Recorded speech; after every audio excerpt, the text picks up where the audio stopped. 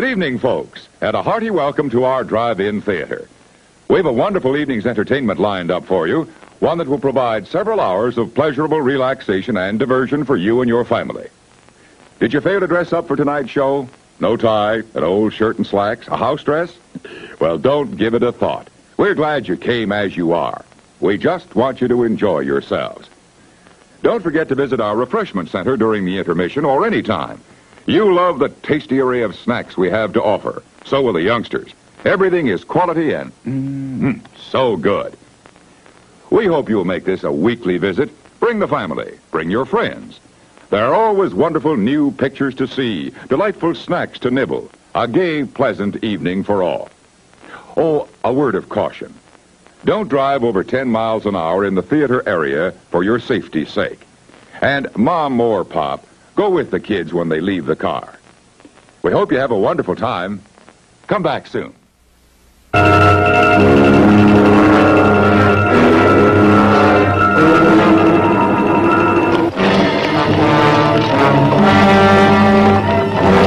What's this all about? What's everybody running from? It's the end of everything. What do you mean? I'm not arguing theory, General. I'm here to ask you, to beg you, to save your own world. It, the most fascinating mastermind man can conceive. A monster that can control all sources of the Earth's power. Able to pull man-made spaceships from their orbits. Making of those it chooses slaves. Of this woman, a willing handmaiden. Of the chief of police, a cold-blooded killer. Well, I've known you for 5 years. You just killed a man in cold blood. Why? I'll have to place you under protective custody. Peter Graves, the scientist who fought it. Beverly Garland, who believed her love stronger than it. Lee Van Cleef, whose brilliant mind was captured by it. Are you really ready to stop loving me? I'll need you even when no emotion exists. For a few dollars, you can hire a woman who'll fit all your fetishes. She'll match your requirements perfectly. Then if you ever get tired of her, you can always run down to the employment agency for another. You'll know terror to freeze your blood. You'll feel the heart-stopping strength of the most fearful monster ever known. You think you're gonna make a slave of the world? I'll see you in hell first. It conquered the world.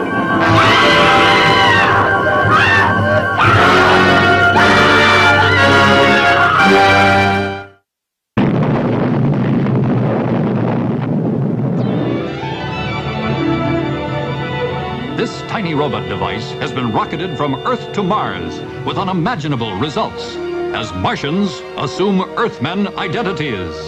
Is that what you plan on doing, removing and replacing me?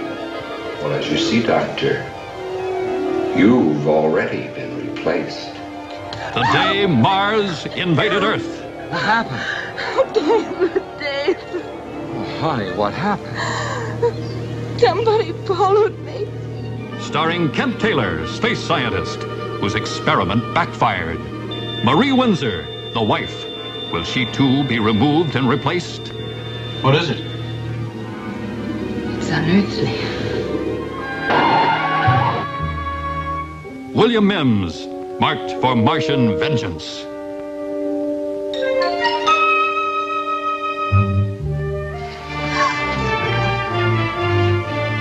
What do you want?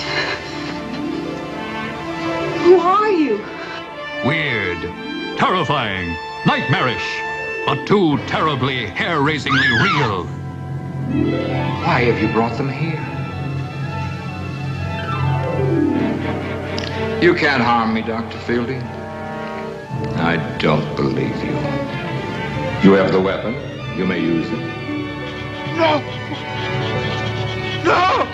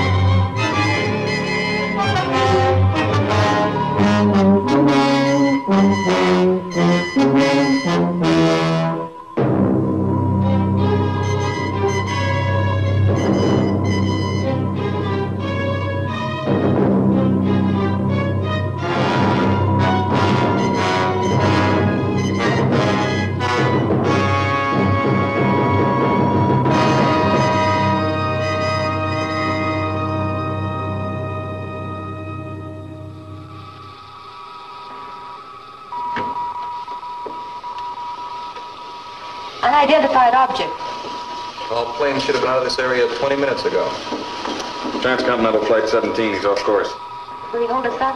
No, he'll be clear before launching. 3 minutes, 30 seconds. You better be clear. I hear that satellite cost us $9 million. It'd be just great if she sideswiped an airliner. 3 minutes, 15 seconds. The skies are clear. 3 minutes.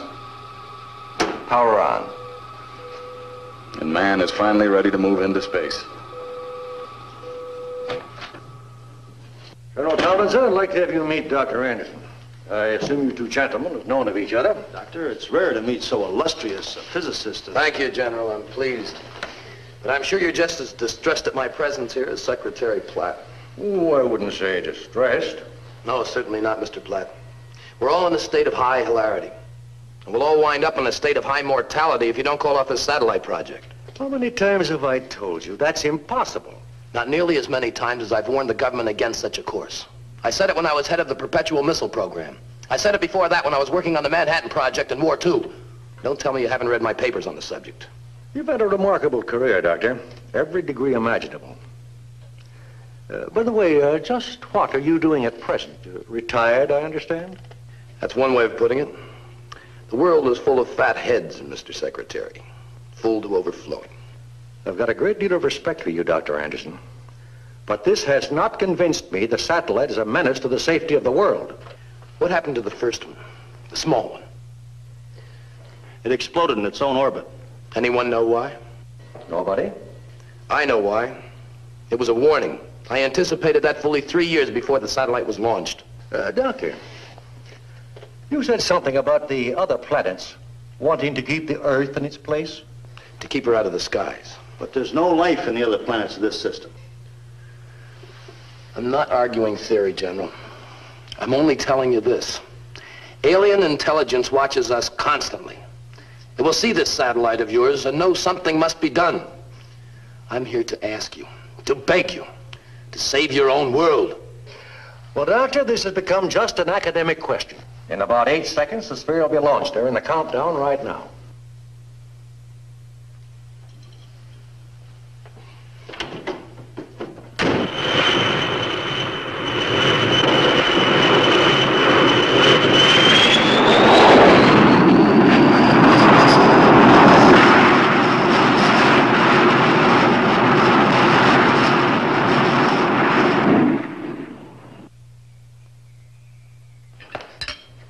This pie is delicious. Did you bake it yourself? Oh, sure. An old family recipe my grandmother sold at the bakery. Tom, you want some more? Only half a gallon or so. What are you acting so smug about? You look like a man who just inherited Texas. You might not be too far off in a sense. Tom? Yes, dear. I know. I bet you finally decided you were wrong about the satellite. Hardly. It's my greatest interest in life. The second greatest.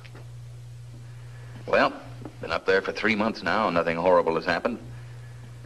80 feet in diameter, 1,070 miles high, and circling the Earth at 16,000 miles an hour. Oh, look. Can't you two talk about anything else? I'm getting tired of hearing about nothing but satellites, isotopes, conical graduations, and all the rest. Maybe you've got something in space medicine I could use for a headache, huh? Well, you have got something up your sleeve. What is it? I can't tell you, Paul. My wife won't let me. She thinks I'm crazy. The whole world thinks you're crazy, maybe even me. Now, what's the big secret? Well? Tom, please.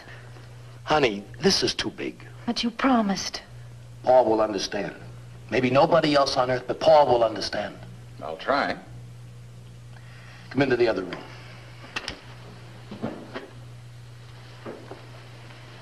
Don't take it so hard, Claire. See what you've got. Come on, I'll wash and you wipe.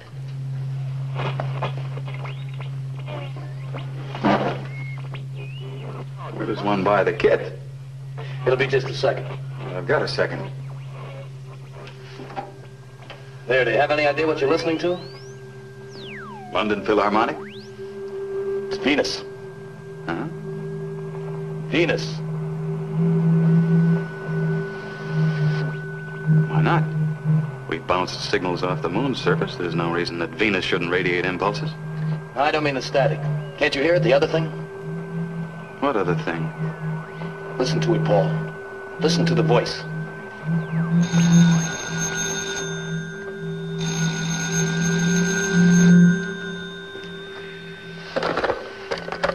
Hello.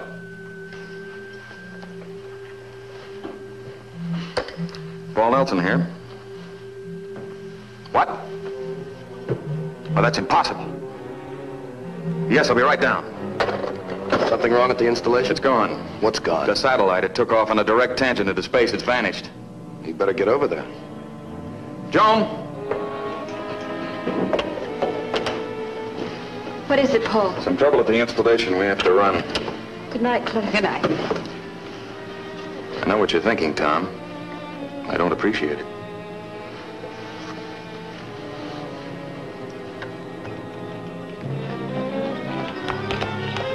I've always thought Tom was a little off, but tonight he went too far. Tom's a genius. Too much so, but I got more important things to worry about. Let's go.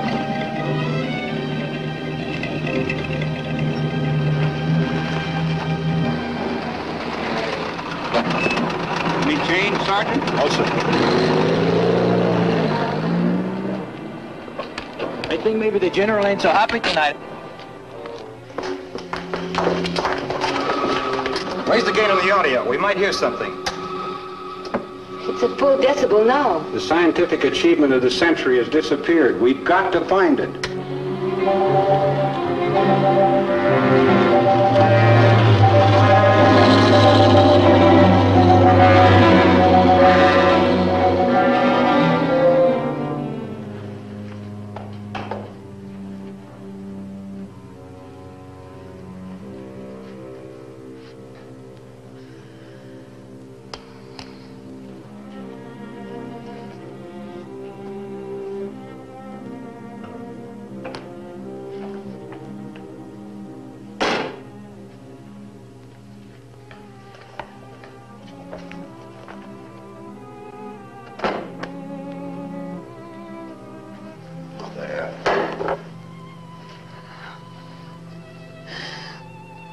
You promised.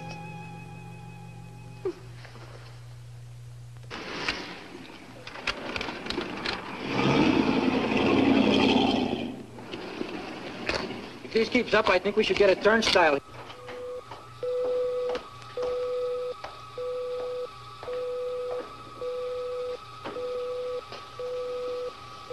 It's back. Maybe the instruments failed, and maybe they didn't. Anyway, we're going to find out. Sorry, Doctor. Well, it wasn't your fault, Ellen. Now, be sure you get the reports to Washington before morning. Yes, sir. Tell them we're bringing the satellite down for full examination. Yes, sir. Pete, can you handle recovery procedure all right by yourself? All I have to do is wait till she's at 43 North, push a couple buttons. The Secretary Pratt is going to want to know where she went and why. That means examination of every instrument on board. If anything else goes wrong, call me at home. Right. Good night, Doctor. Good night.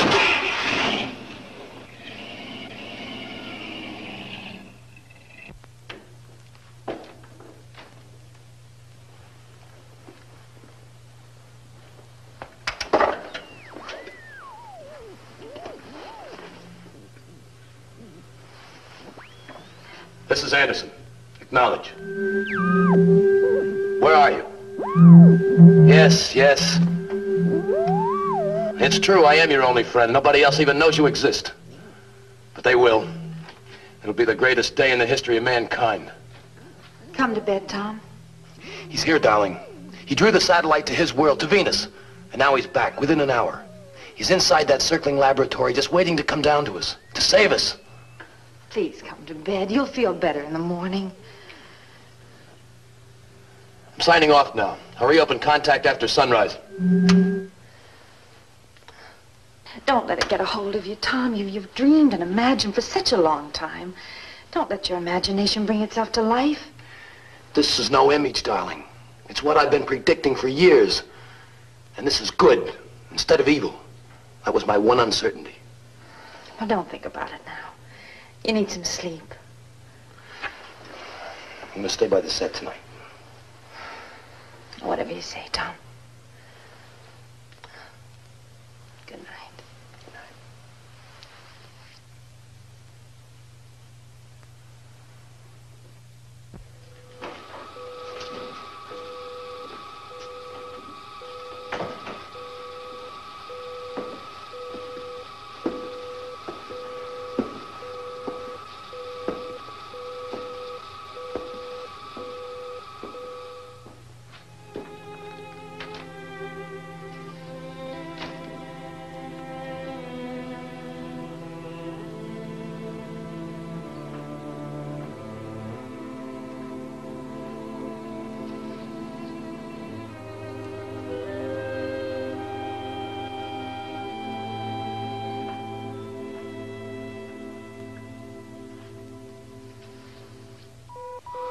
You're positive you know what you're doing?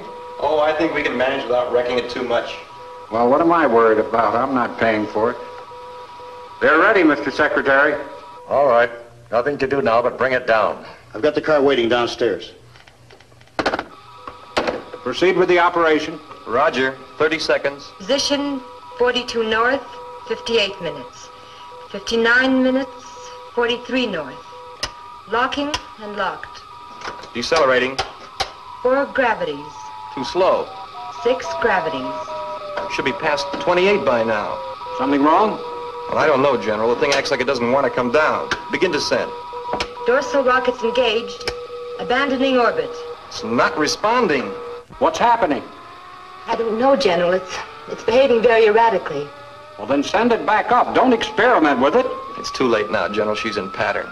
Or supposed to be. What's going to happen next? I don't think I want to know. Get Washington again, Carol. Yes, sir. Communications.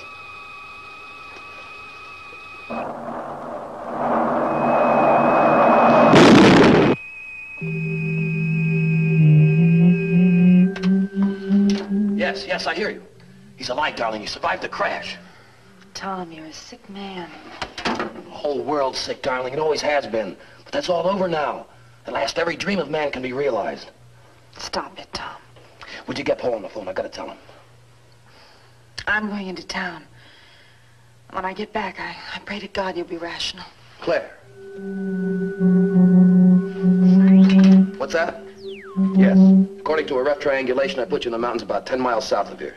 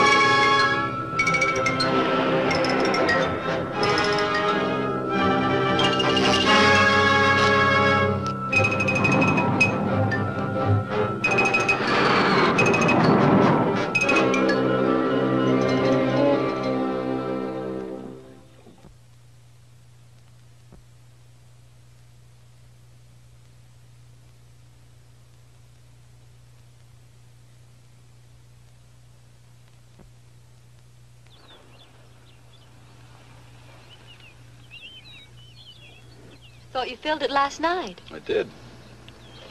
It's funny. It must be the battery or something. I'll have a look. Paul, my watch has stopped. I'll wind it up. What's come over this place? Everything's gone haywire. There's been a power failure someplace. I imagine they'll have it fixed in a few minutes. Phone's dead, General. It sure is quiet outside. It's always quiet in these mountains. Not this quiet. What happened to the satellite? Oh, it's down. Just a little ways south of here. The signals were full of static, but still coming through when the power failed. Gone. $9 million and 5 years' work. No, I can't find anything. Well, we can't just sit here for... Paul!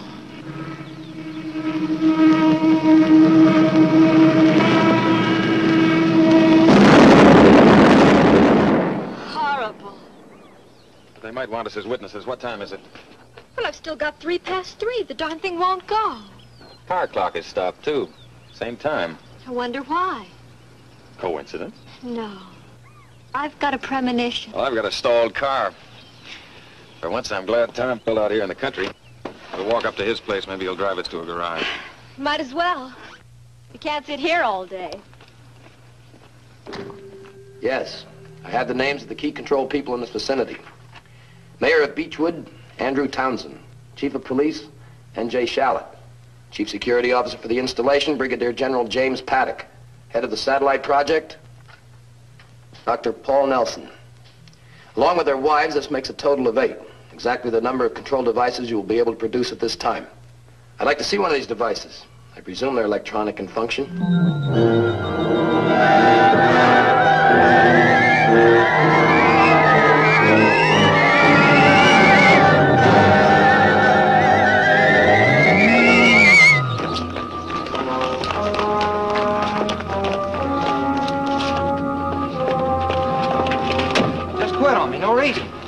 do? There's not a car running in town. Screwy. What's happening in the rest of the country, Mr. Haskell? I don't know. The wire service broke down. Looks like this town is stranded in the midst of nowhere. Well, Mrs. Anderson, your husband said this thing was going to happen. Now ask him how are we going to get out of it. Yes, I'll be sure to. Keep moving. Nothing to be afraid of. Officer, my husband, he's in an iron lung. It stopped. You get back in there and operate it by hand. I'll get help to you. Claire! You're Anderson. I read your stuff. You did this. Come on, you! Haven't I got trouble enough without somebody got started? Are you hurt? No, come on, I got the car parked on the edge of town. Oh, none of the other cars are working. Ours is at power control.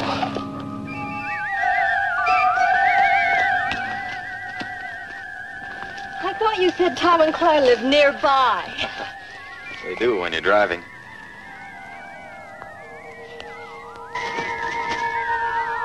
What's that? Well, I'm not going to stop to ask it. What an ugly creature. I've never seen anything like it. Neither have I. Must be some kind of cave bat. Remind me to ask Tom about it. He knows zoology. Well, let's go. We'll never get there standing here.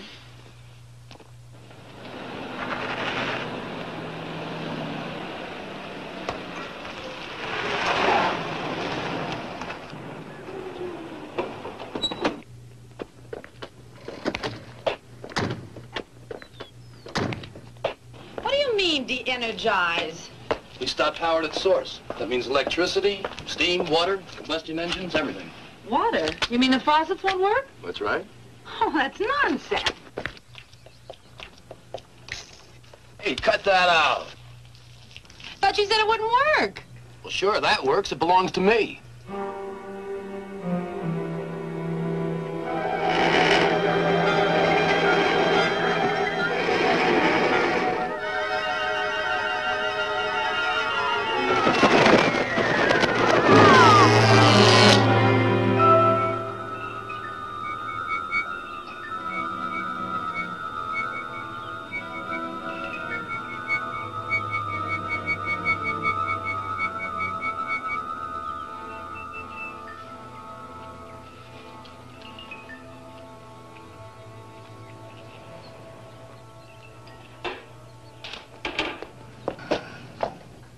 At last.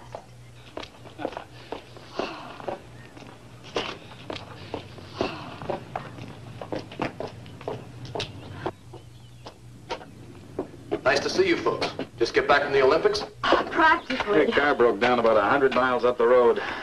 You chose the wrong day to go for a ride. Can you run me down to Phil's garage? I'm afraid that wouldn't do you any good, but I will ask you inside for a drink. You look all in. Drink I can use. I'll get some ice. What's your pleasure? I'll have some bourbon and soda. Somebody can just pour a bucket of water over my head and then shrink my feet. What time did your car die? 3:03. Well, that's when all the clocks stopped. Mm-hmm. Do you need anything else? No, thank you, dear. Wait a minute, how did you know the car died? Could have had a broken axle or anything. Could have. It didn't. Ran down just like every other car did today. Misery loves company, but that's carrying it too far. What's going on? Relax. You have plenty of time.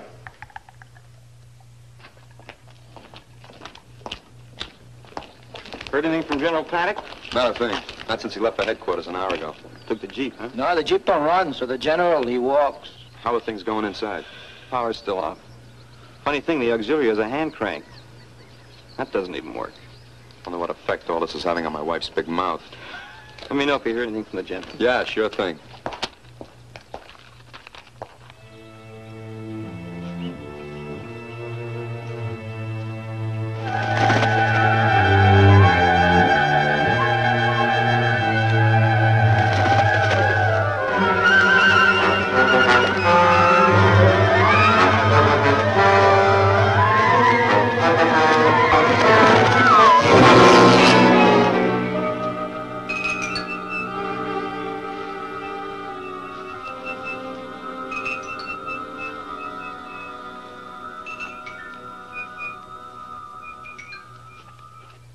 sorry, Tom. I can't bring myself to believe what you're saying. It's nothing new. It's been years since anyone's believed me. All right, let's assume you're right. A superior intelligence has come from Venus in my satellite, established residency, turned off the world's power, and is about to take over the world's population. Why aren't you fighting it? Because this superior intelligence happens to be a personal friend of mine. I believe he's here to rescue mankind, not to conquer it, as you have naturally concluded. A personal friend of yours? Real chums. The days when people made fun of me are over, girls. Rescue mankind from what? From itself. Oh? I didn't know we needed rescuing. Remember your theory on contained degravitation? How could I forget it? You thought you could build a craft that would degravitate itself, and so escape the Earth's draw without any fuel or engine of any kind. Mm-hmm. Good idea. What happened to it? Washington red tape couldn't get an appropriation. So? Stupidity. An example of how stupidity restrains man's progress. I've been a continual victim of it myself. Stupidity, fear, greed. And the new arrival is going to end all of this? In so short a time, you hardly realize it's been done. Can't help feeling a sense of triumph, Paul. I'm in on the beginning of ultimate freedom. I predicted the possibility. I assist the benefactor. How's he going to do it? Can't tell you yet, Paul. It's premature. But you'll be with us very soon. I don't think so, Tom. I'd have to take a long, hard look at anything that was going to change the world and me so completely. How about a lift to the lab? No point in going there. It's inoperative and useless. And will you drive us home? Sure. Go out to the car. I'll be with you in a minute.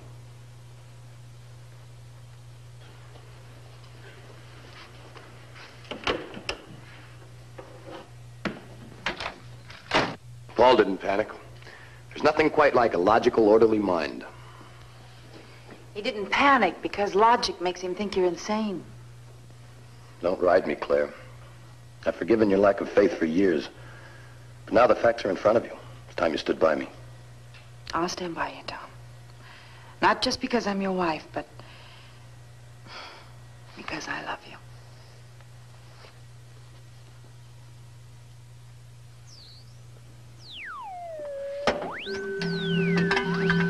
You heard? Trace the energy of my car. It will lead you to Nelson's home. He's difficult, but his mind is of utmost value.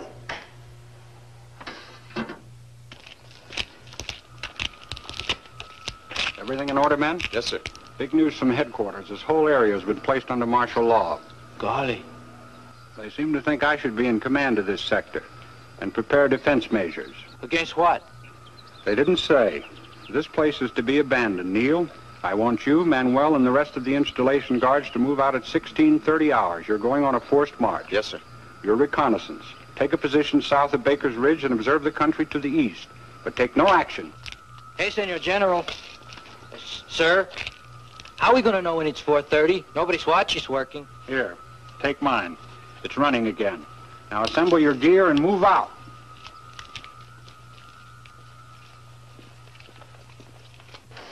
What good is that going to do? There's still no power. I know it. Let's just say it keeps me off the street.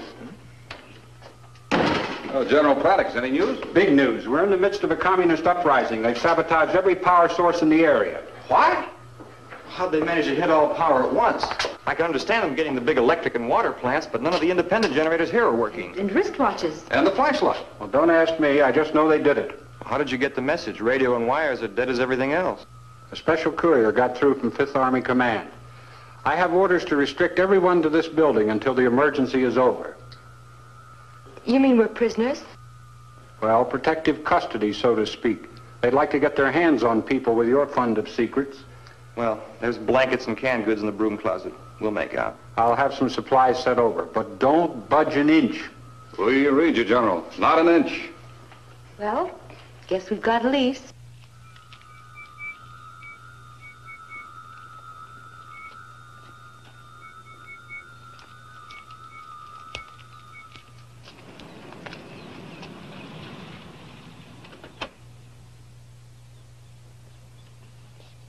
Thanks for the lift.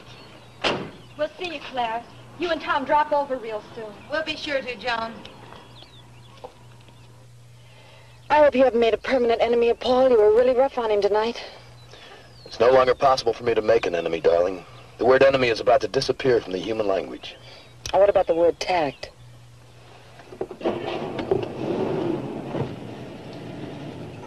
Well, at least you get a day off. We'll see about that.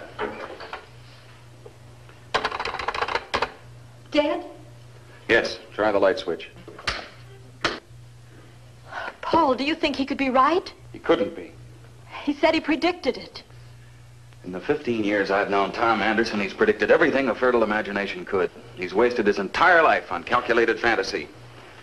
One or two of his dreams were bound to come true, if only because they're so all-encompassing. Maybe this dream has come true. No, a natural catastrophe has occurred, Joan. We'll find a reason for it. Tom is merely trying to attach one of his pet ideas to it. But you see, it vindicates him, proves to a laughing world that all of his whimsies are accurate. I see. A chance to regain face. Exactly. The cave you were in is located over a hot spring. That is why you find it cohabitable with Venus. Paul Nelson's still at large. If he's not at his home, he may try to get to the satellite installation. It will take you 12 days to produce 8 new devices. Too bad there aren't more of you. What are my next instructions? Remain here until Beechwood is evacuated. Yes, sir.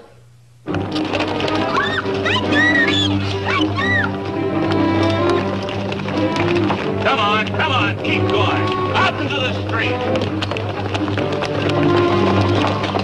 The evacuation must be accomplished by midnight.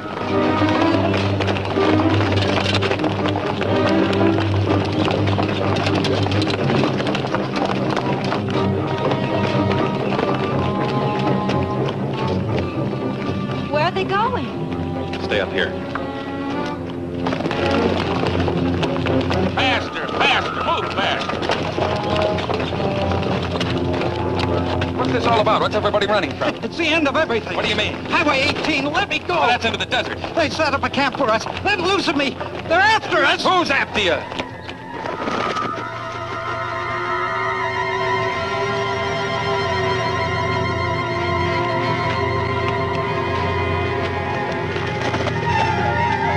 This is the nearest point on the road to Vegas Ridge. We'll turn off here and march cross country to the south. Why don't you watch where you're going? I seen a funny-looking bird. That was no bird. That was the guy in front of you. All right, let's move.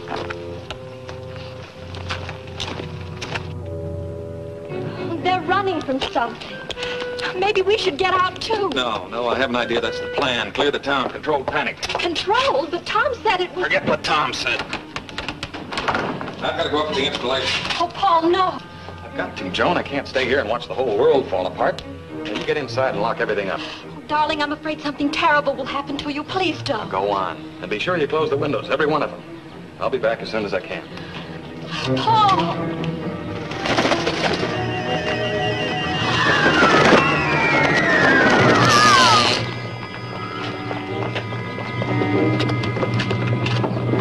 Haskell. You're about the last man still in town, Mr. Haskell. Well, looks like it. I'll probably be here for the rest of my days. Please don't be difficult, Editor. You got a gun, Charlotte. That isn't like you. But gun or no gun, here I stay. I helped build this town. My paper got you your job for you, remember? No need for papers now. They're nothing but a stack of ideas and notions. Useless. Get moving. Sorry, but I'm staying. Charlie. Oh, Dr. Nelson. I've been hoping I'd see you. Explain. What is this? Orders, Doctor. Whose orders? His. Charlotte, I've known you for 5 years. You just killed a man in cold blood. Why? His orders. I'll have to place you under protective custody.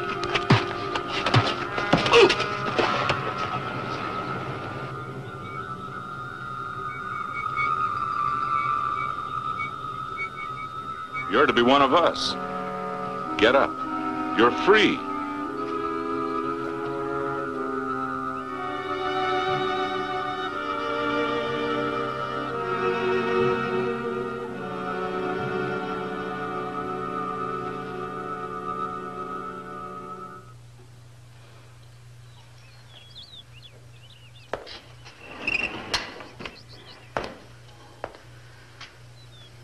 What are you doing now?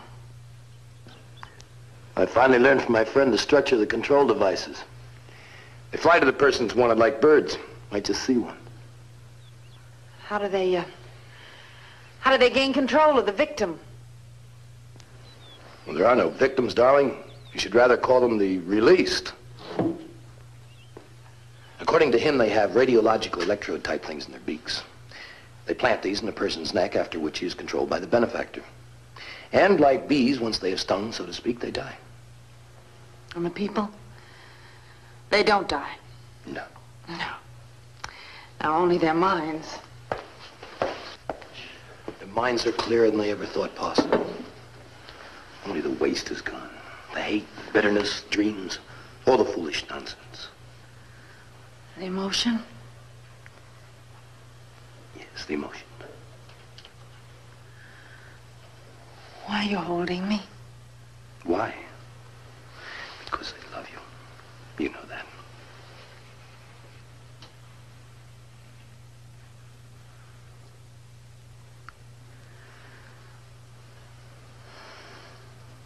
I don't know why you should. It's a waste. What? It's an emotion. Tom, you can't rub the tarnish from men's souls without losing a little bit of the silver, too. It has to be that way. Tom, are you really ready to stop loving me? Try to think clearly, darling. Why do people love? Because they see in another the answer to their needs. They see warmth in you and beauty. You're everything I must have as a man. I'll need you even when no emotion exists. Don't try and split gains with your wife, darling. For a few dollars, you can hire a woman who'll fit all your fetishes. She'll match your requirements perfectly. Then if you ever get tired of her, you can always run down to the employment agency for another.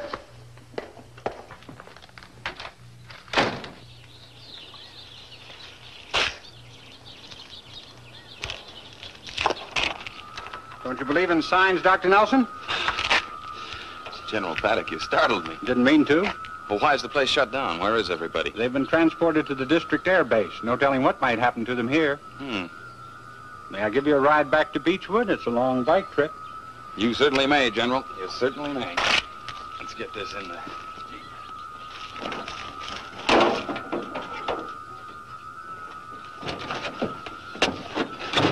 Whew. What a relief. That seat is built for the spanking size, and I'm a little bit beyond it. Hey, how come this thing runs? New experimental model. You just wind it with a rubber band and hold it with your thumb. You know, I think it would be best if you and Mrs. Nelson would join your employees at the base. Could be. Is there any way I can get in touch with them? Not a chance. They're under protective custody. General, don't you think we ought to get that rock out of the road before we start? Huh? What rock?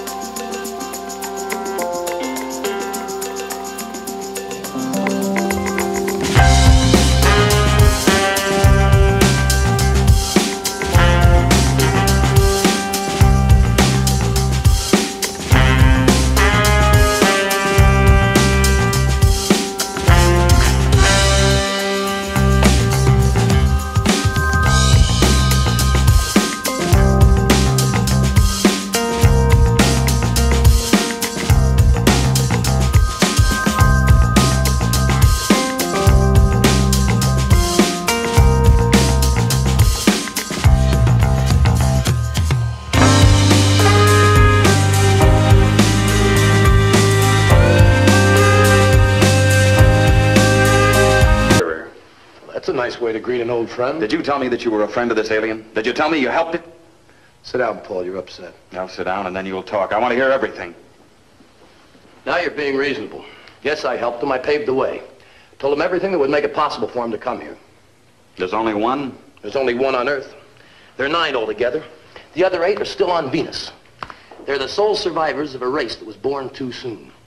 It developed amid the eruptions and the boiling gases of Venus, a planet that won't catch up to Earth in perhaps 1,000,000 years in climate. A dying race. Yes, but each of the 9 has an intellect that will dwarf humans, make us look like so many roaches by comparison. And you think we need him? We always have. Listen, do you know that in the last 24 hours, men have had their minds, their personalities, their moral standards imprisoned? That a whole population has been herded like cattle into the desert? That men have been murdered for failing to obey the new master? It makes you think a little, doesn't it? Yes. Makes me look back into history for a comparison. Comparison or rationalization? Listen, Paul. Throughout man's career, every great change, every sudden leap in his station has resulted in torment, chaos, and death. The French Revolution brought democracy to Europe. Plagues brought wondrous cures. Wars brought about fast planes, atomic power, radiological medicine, our own discoveries. No, that won't hold. You're talking about human change, something you want to get rid of. Well, this thing isn't human, so your argument falls flat. And incidentally, I could point out an equal number of regressions and disasters that have been brought about by revolutions and plagues and wars. I'm not convinced. Well, neither am I of your hypotheses. You will be. You must be. He wants you on his side. Next to me, he wants you. And you want me to condone this reign of terror?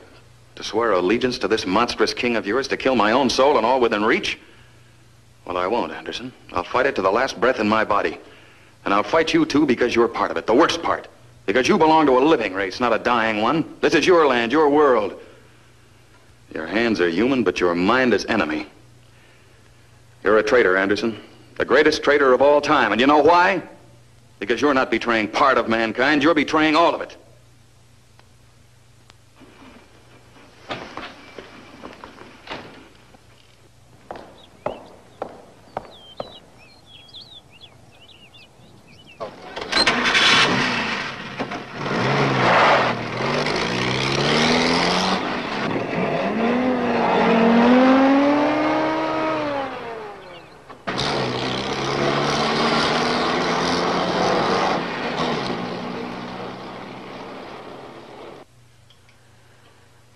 I hope you're proud.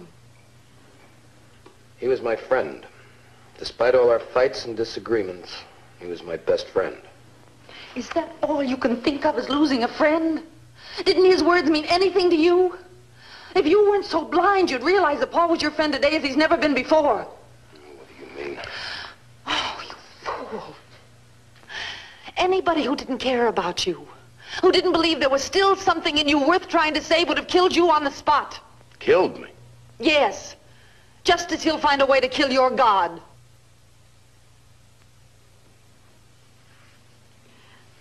He had a gun. I saw it in his coat. A gun? That's right, Tom. You just had an undeserved stay of execution. So you believe with him that I'm a traitor? You've turned against me all the way. I've done nothing.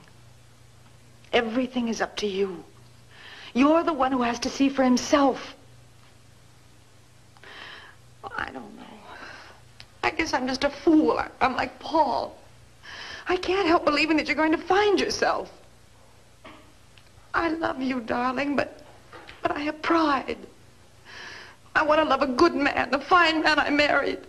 I won't love a monster. I won't. Don't cry, Claire. Believe me, I know what I'm doing. Oh, Tom, stop it!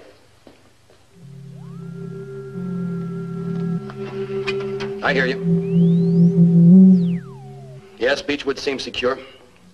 Sir, I'm troubled. Maybe you haven't got that word in your sphere, but I must see you. Why not?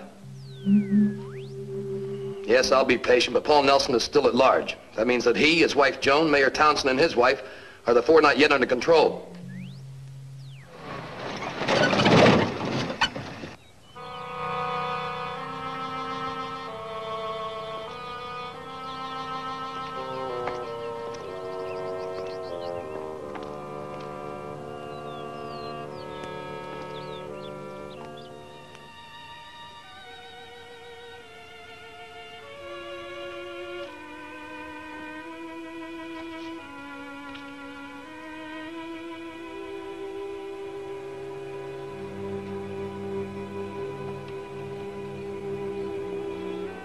home?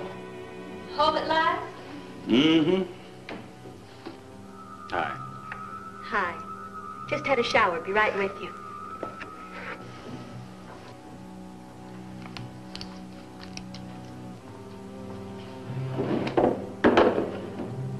Where'd you go today? First, I went downtown.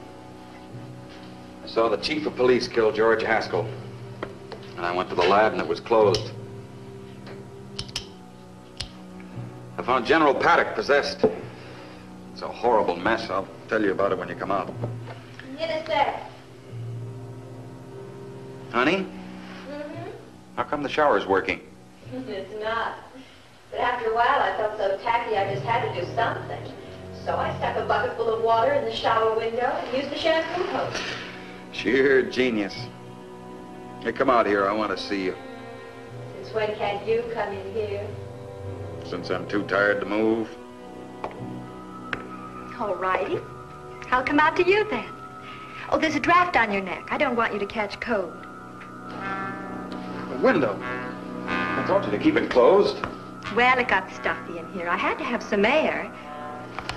Guess what I've got? What? A present for you.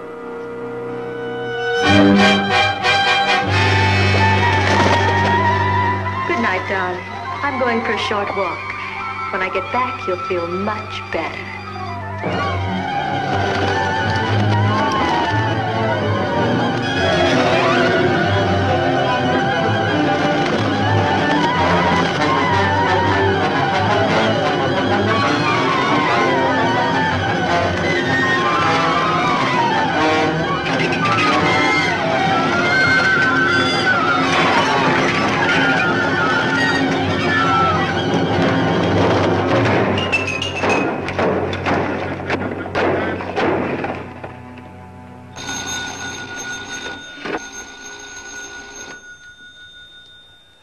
Be Anderson. I have the only working phone left. What do you want? I just talked to my friend. He said you killed the control device that was made for you. So? So that means you can't be controlled for over a week. Come on over. I want to talk to you. I want to apologize. How will I get there? Jones' station wagon will run. All right, I'll come over. There's something I have to take care of first. Good. I'll see you later.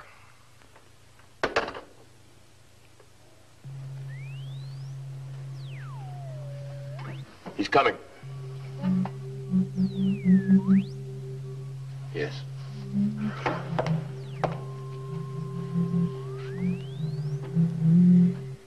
Yes, it must be done.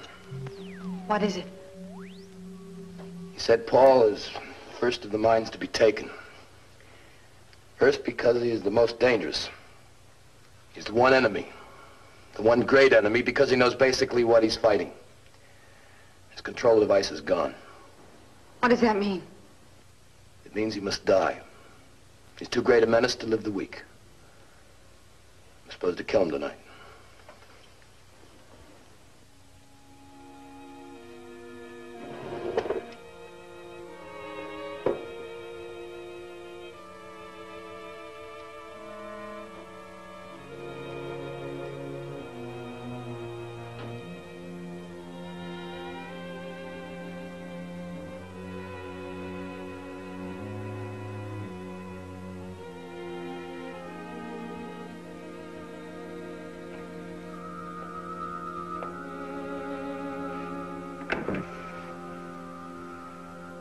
Came back quickly.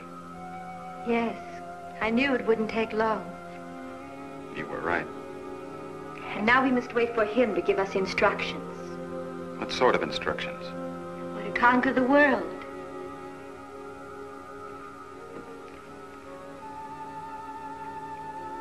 We'll be this way from now on, won't we? For the rest of our lives. I see.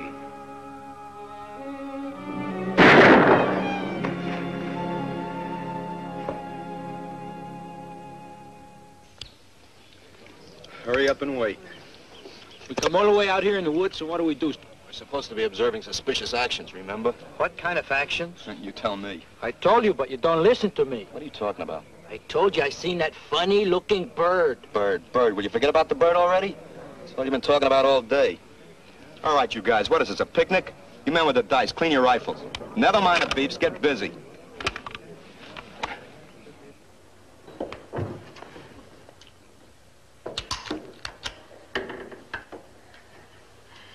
that what you plan to use on Paul? You'd murder your best friend? Tom, if you do that, you'll be killing me with the same bullet. What's the matter? Has the cat got your tongue so you can't talk? Maybe your friend has it. You've given him everything else of you. Tom. Tom, are you afraid to talk to me? Are you just plain ashamed?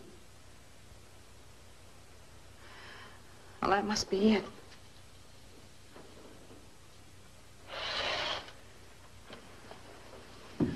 Are you closing off your machine? Suppose your boss wants you to run down to town and cut out a few hearts. He might get mad when he can't reach you and snap his fingers. Has he got fingers? The master isn't going to like it when the servant turns off the juice. He might want to turn you into a white rat so that you can... That's enough, Claire. He speaks.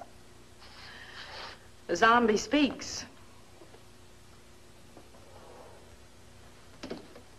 That's right. Let's have some music. Must be great to have the only working phonograph in the world. A gift from His Majesty. It makes you feel like a big man, doesn't it? Just like you've always wanted to be. Claire. Yes? What I have to do tonight is difficult enough. You're only making it harder on me. I want it to be hard. Oh, please, please, darling. Open your mind for just a few minutes and let me get inside so I can talk to you.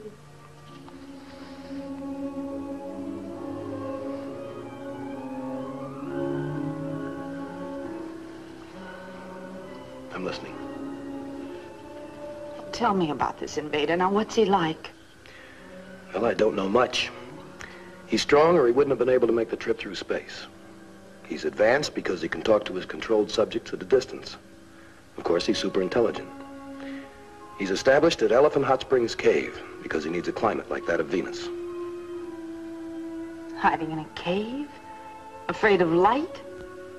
Well, then Earth must have no use to him except as a subject of conquest. I said I'd listen and answer your questions. We'll argue about it later. Why does he want you to kill Paul?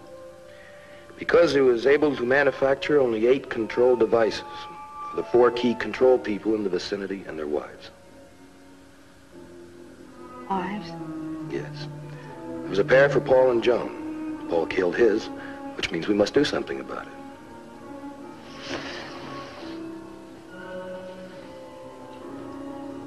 Joan's been controlled? Yes. There are only 3 on the list that were not. Paul, the mayor, and his wife. But they're dead. They were killed in the crush of the evacuation. We know. Well, then why doesn't the king use their devices on Paul? He would, but it's too late. They've already been used. On whom?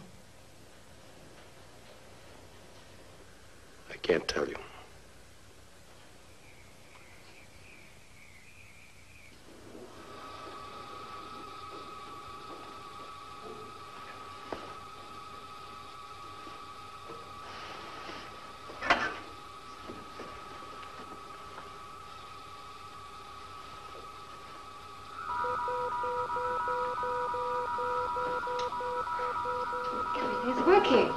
You didn't sleep long? No. What time is it? Going on dawn. How did it happen? Don't ask us. It all just started up again. We're checking to see if anything's out of order. Well, wonders never cease. Any coffee? No. How about making us some? Okay. Never mind, Ellen. I'm not thirsty. Well, I am, if you don't mind.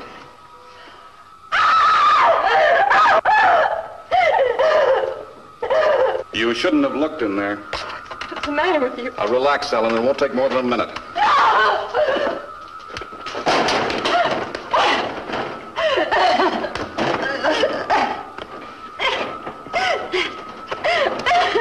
time.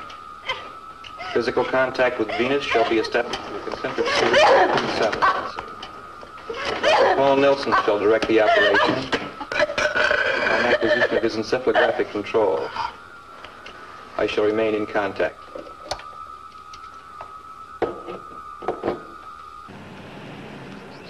It's finally coming. What are you going to do? Why don't you take a walk, Claire? You'll be safe. After everything I've said, you're still going through with it? I must. My beliefs haven't changed. I still have to have the courage of my convictions. Tom, I proved to you that your friend is as weak as you are. He's hiding in a cave, pleading with a human to do his rotten work. He's dead afraid of strength, and that means Paul Nelson. He can't even wait a week to control Paul. That's how frightened he is. I'm sorry, Claire. I have to go out and meet him.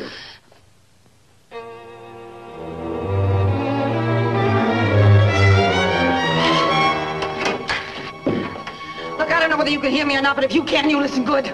I hate your living guts for what you've done to my husband and my world. I know you for the coward you are, and I'm going to kill you.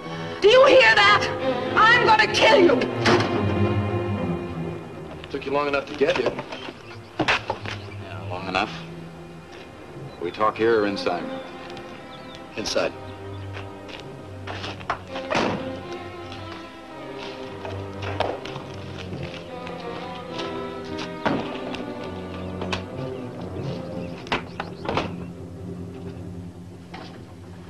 How's Joan?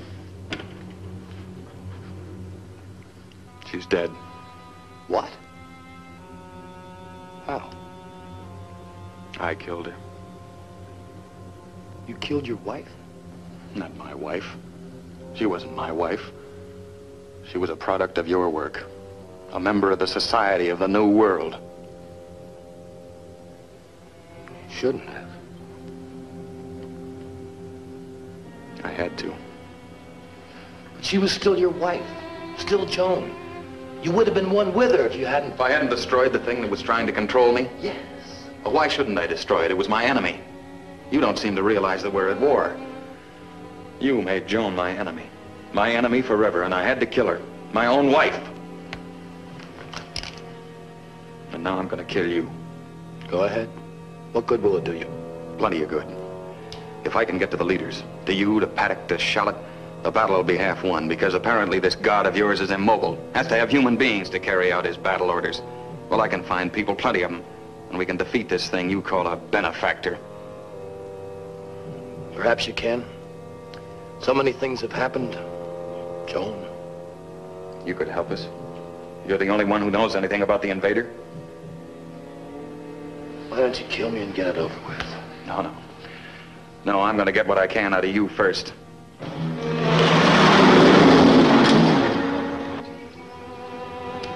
I hear it, Gar. First one I hear all day. Remarkable. We got worse things to worry about. Like where we're gonna get some rations.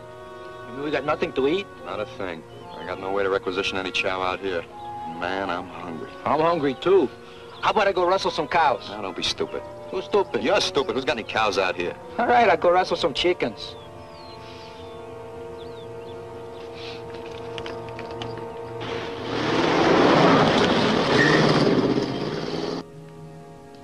Where is this ruler of yours, Tom?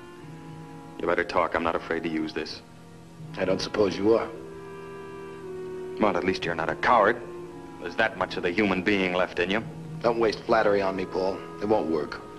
I'm not flattering you. I'm telling you the truth. You think for a minute that one of your controlled people would resist? Oh, not a chance. Courage is an emotion. No, he'd logically conclude that the only way to stay alive would be to talk. You see, pure logic works only for the individual. There's no group feeling, no patriotism, no cooperation of any kind. What? You heard me, Tom. The king's playing you for a big sucker. He's using your human emotions, your loyalty, your desire to help your race, your dreams of freedom, everything else you preach to get his own ends. He doesn't feel these things. Somebody else has to do it for him.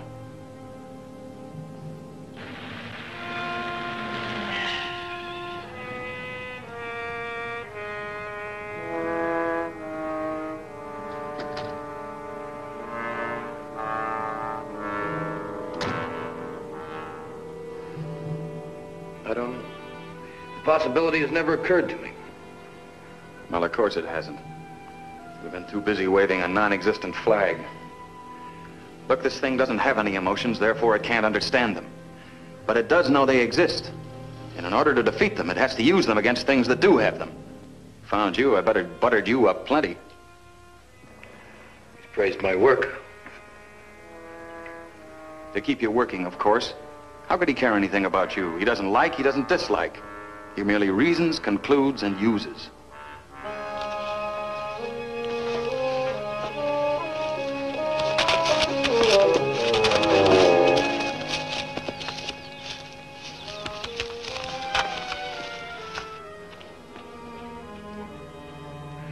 You have what might be a plausible theory. That is, that an emotionless being is helpless when surrounded by beings with emotion because they'll defend one another, stand together. As you want Claire to stand with you. But it's no theory, Tom, it's the truth.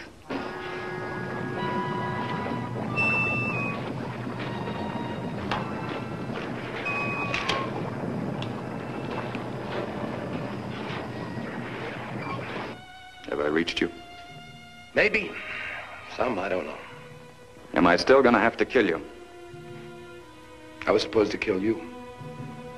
His orders.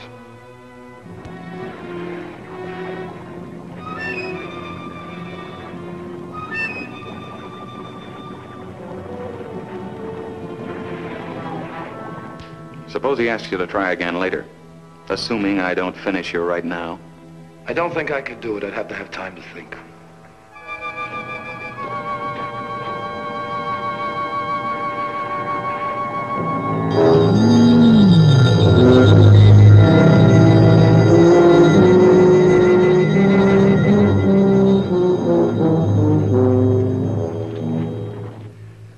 I don't know whether to give you a chance or not. I've got a rifle over here, but I'm not going to use it. It's gone!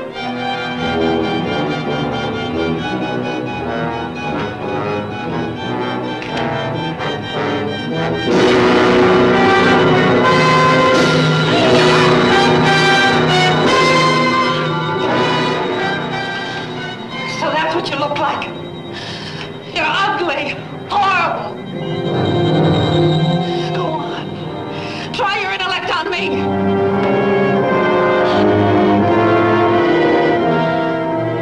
You're gonna make a slave of the world. I'll see you in hell first.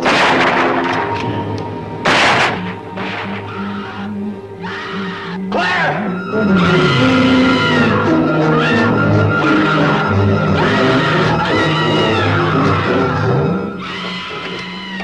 Might hear you. Now it's reached you. Right down into your heart. Are you gonna fight it? Are you gonna help me destroy it? I'll get you the installation. Pete and Roy Mason are possessed. Take care of them, I'll go to the cave. Elephant Hot Springs. You haven't got a gun. I'll find something.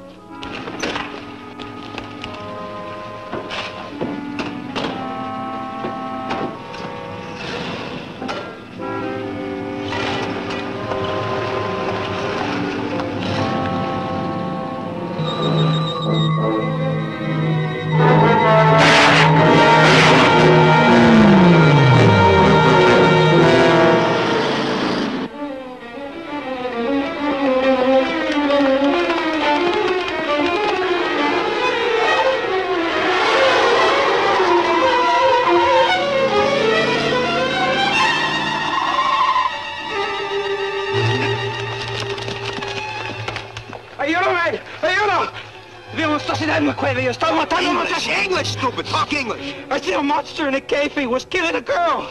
Back up. We're moving out. Far enough.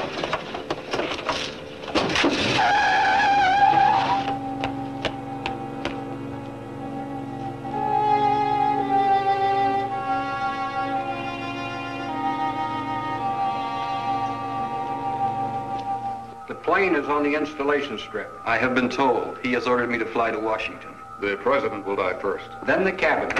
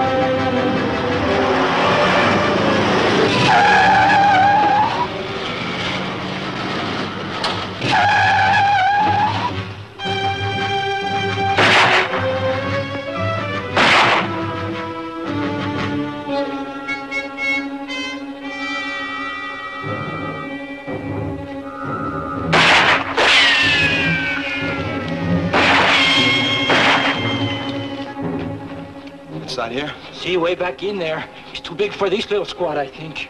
Bazooka man, set up here and cover the entrance. The rest of you drop packs and fix bayonets. We're going in.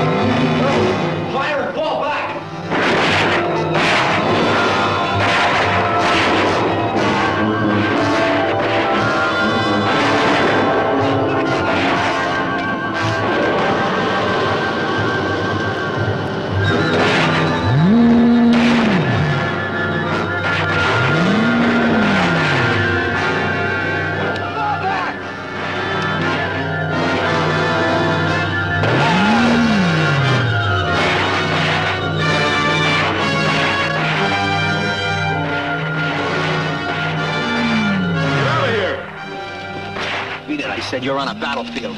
I know that better than you do, Sergeant. How well are you doing? Half my men are dead. Nothing can stop that thing. Call off your troops. Are you nuts? I say call them off. Cease firing!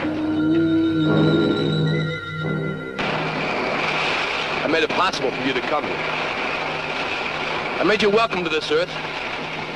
You made it the charnel house.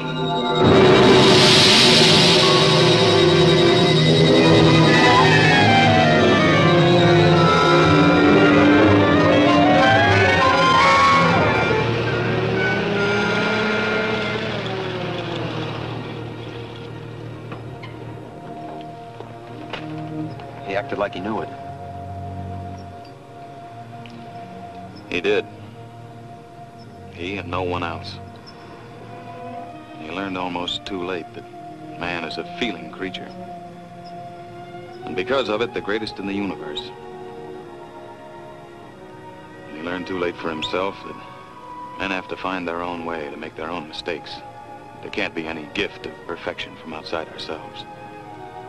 And when men seek such perfection, they find only death, fire, loss, disillusionment, and the end of everything that's gone forward. Men have always sought an end through toil and misery. If it can't be given, it has to be achieved. There is hope, but it has to come from inside, from man himself.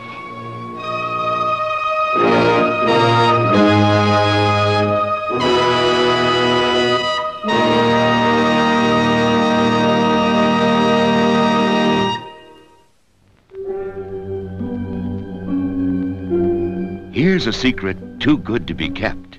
It's our own special recipe, hot chocolate. Extra creamy and delicious because we whip every drop to make it frothy smooth and give it something special in the flavor department. Rich and smoothly satisfying hot chocolate. That's the delicious secret we're happy to share with you. There's some ready for you at the refreshment center right now.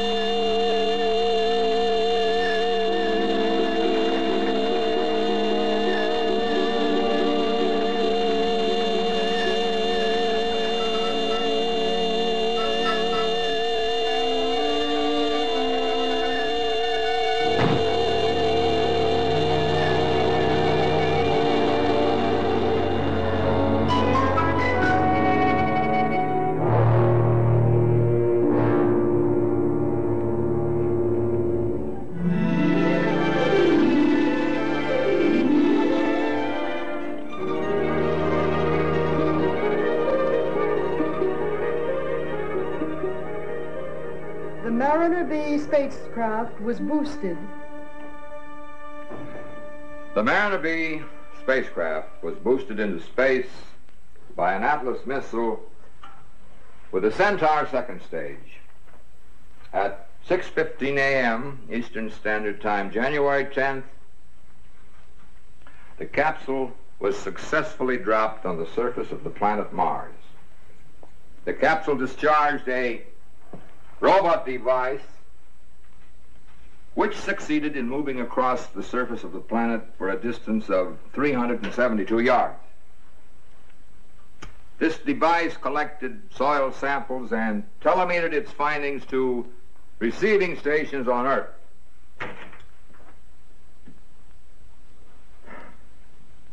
At 6:21 a.m. Eastern Standard Time, transmission ceased.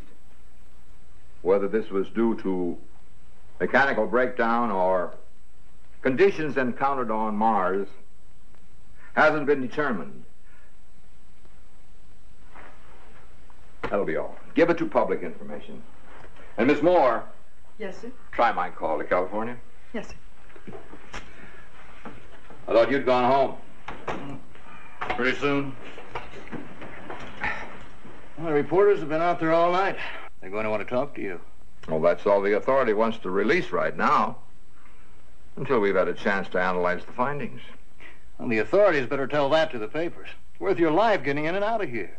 Of course, it isn't every day we make a successful landing on Mars. I wouldn't say it was so successful, Webb. No, you wouldn't. But when you stop to think that the first time in the... I had your California call, Dr. Fielding. Say hello to Claire for me. I'll get us some coffee. Mrs. Fielding's on the line, Doctor. Dr. Fielding. Is anything wrong, Dave? What's the matter? Oh, Dr. Fielding. just tired, I guess. Dr. Fielding. Yes. Hello? Claire? Claire? This is Dave. Just a minute, dear. I turned the radio on for the news and went to sleep. Was it all right? We made the landing. The robot transmitted for about 6 minutes before it went dead. That's good. Sorry I woke you up. It's 4:45 Beverly Hills time. Are you coming home? Just as soon as I can wind up my reports. Is it Daddy? Hold on. I thought I was being so quiet. You know how you sleep. It rang for hours. Well, as long as you're up, you better go get Rocky. He'd never forgive us. It's Judy. Well, put her on. She's gone to wake Rocky. They'll be on the other phone in a minute. You didn't tell her? No, not yet. I didn't think it was the right time. Dad? Give me that. I was up first. Now listen, you two in there. It's Judy's turn first. Hi, Dad. Did you get to Mars? Why, sure we did, honey. You know the Fieldings. How's it feel to be a hero? Tired. But it's sure good to hear your voice. It's good to hear yours. Let me talk to him. Bye, Dad. Bye, honey. I knew you'd make it. I bet you they're all talking about you now. Even the president. Well, I did have a little help. The Christmas tree's still up. They wanted to take it down, but I didn't let them. All your presents are under it. Oh, that's great, Rocky. You want to talk to Mother now? Sure, put her on. Dave? Is the tree really still up? Yes. Rocky wouldn't let us take it down. Oh, that's great. We can have a second Christmas. And a second New Year's? Sure, a second New Year's, too. When will all these festivities begin? Well, tomorrow, if I can get a plane out in the morning. David, I don't want you to come home just because we... Claire, I want to come home. Then you let me know? Sure, I'll let you know. Tell the kids. I will. Goodbye.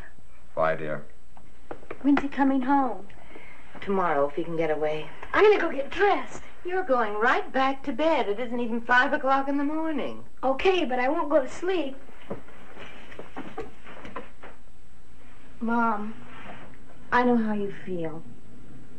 But don't spoil it when he comes home.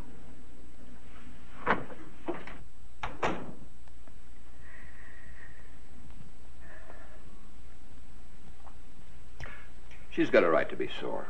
It's been like this for quite some time, and she knows it isn't going to get any better.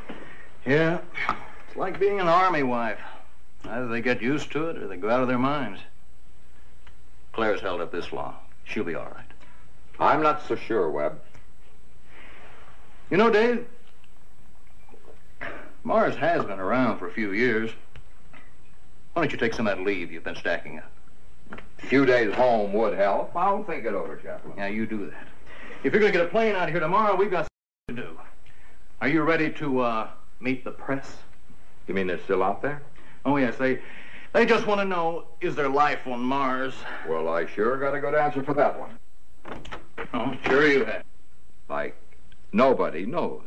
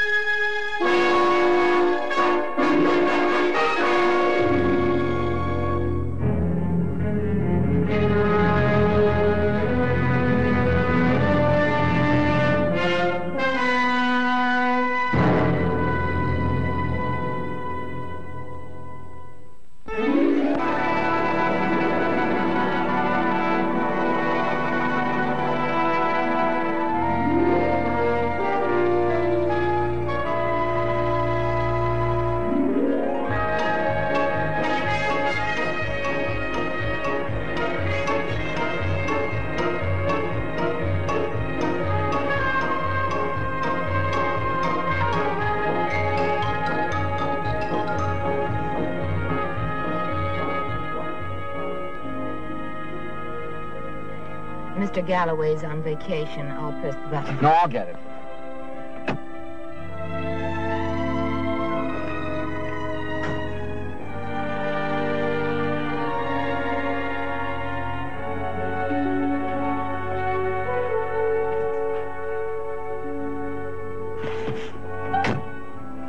Where are we camping? The small guest house up by the tennis courts. Aunt Frances left it furnished.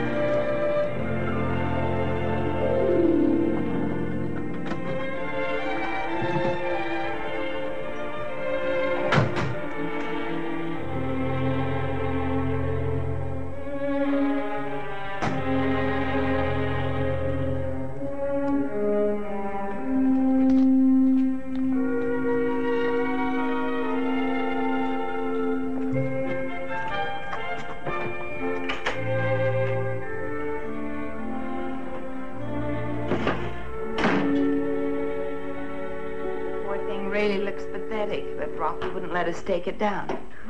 I know. You told me. We'll be picking up needles for months. Well, I'll put these away if you tell me where our room is. Your room is down at the end of the hall. I thought you'd be bringing a lot of work home with you.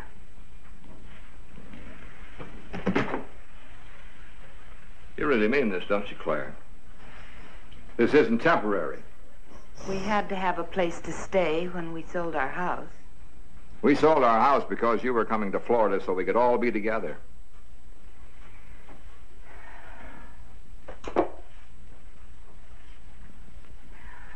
How together would that be, David? Claire, what do you want me to do? I don't have the kind of a job I can just quit. They consider me some sort of a natural resource for the time being. I know you can't quit your job. I wouldn't ask you to do that. But you're telling me I can't have both? I'm not trying to tell you anything right now, David. Oh, I didn't want this to happen when you first came home. Then why did you bring me here? You know how I feel about the Wainwrights? You won't even see a Wainwright unless you consider me one. We settled that a long time ago. Let's not go into it again. I know. I'm sorry, Claire. I'm sorry.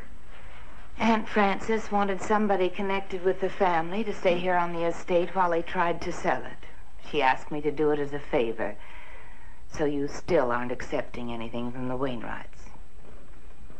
And if it hadn't been for that, you would have come to Florida? I'll put my things away. I'll do it, Dave. No, it's not like that.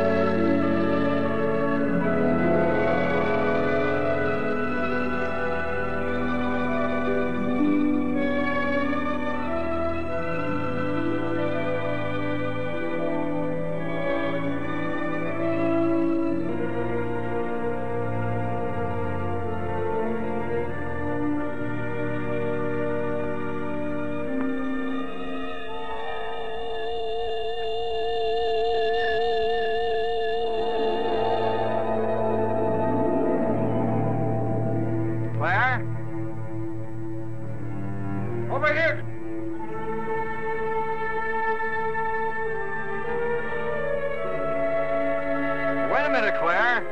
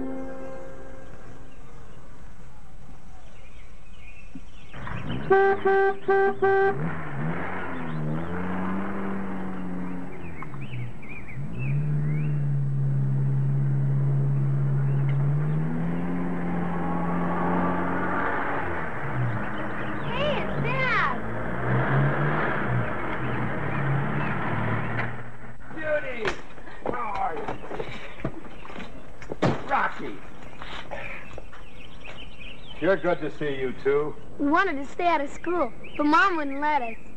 I'd like you to meet Frank. Frank Hazard, Daddy. Oh, yes, Frank Hazard. How are you, Frank? Very well, sir. I'm surprised you were able to get away, sir, after yesterday. You're not alone. Well, shall we go in? Come on. Rocky, that Christmas tree looks great. Swell, Dad. Hope you like your presents. I'll like it. You can bet on that.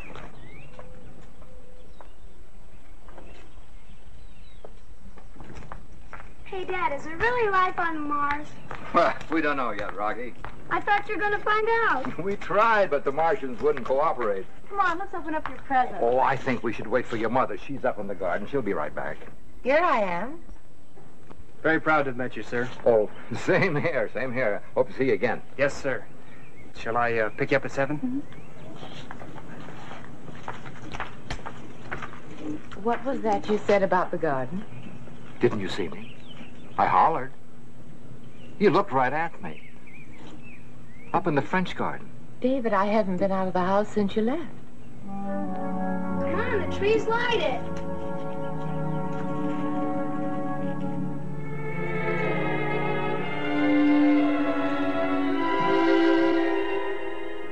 Judy, was that the same Frank I met last time? No, it wasn't. This is Frank Hazard. That was Frank Nicholas. Holly, Judy's boyfriend was named Frank. He's really a very nice boy. And you two stop teasing Judy, and you open your presents. He's a bacteriology major at USC. Oh, Come on, Dad. Fine. I wonder what this could be. Sure, big box. A sleeping bag. Now you don't have any excuse not to take me to the Sierras. Well, we were just up there last year. It was 4 years ago, Daddy. Yeah, 4 years ago. We used to go all the time. Looks like you're all ganging up on me. Go on, open the rest of your presents. To Daddy, with love, Judy. Awfully thin. Could be a pressed duck. It is not a pressed duck. Open it. Hey, 5-2. The news. They said your name on the car radio.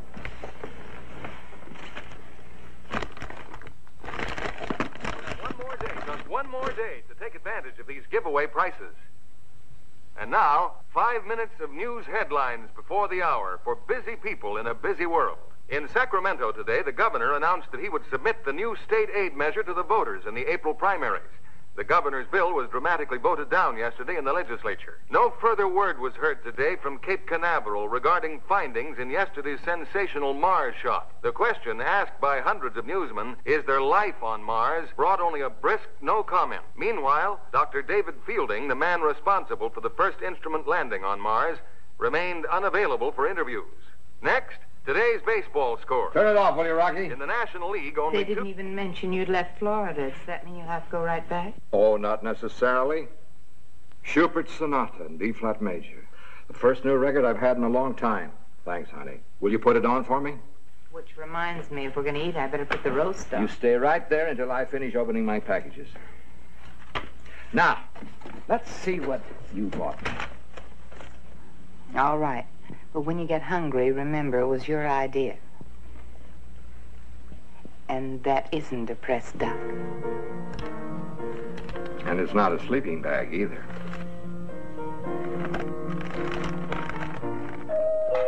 All right, I'll get it.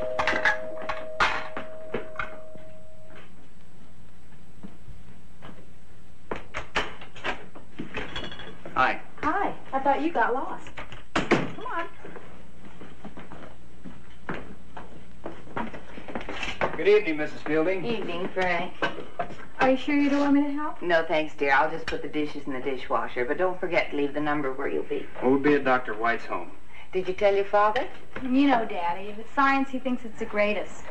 I think he's taking a nap. The only sleep he's had was on the plane. There's the telephone number, Mrs. Spalding. We won't be late. Night. Bye. What's this seminar about? Enzyme induction in E. coli. Oh.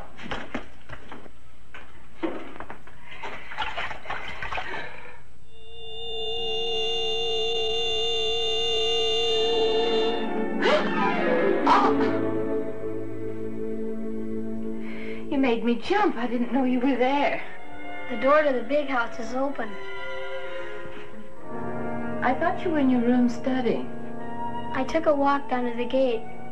The door's wide open, but nobody's there. Are you sure? I know I locked it yesterday.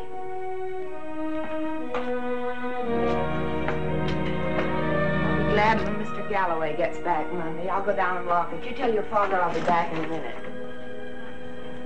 Did you hear me? I'll go with you. You stay here, dear, and get your studying done. I'll be right back.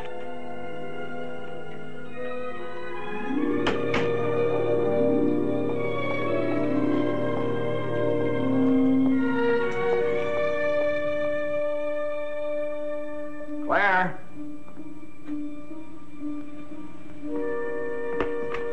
Claire?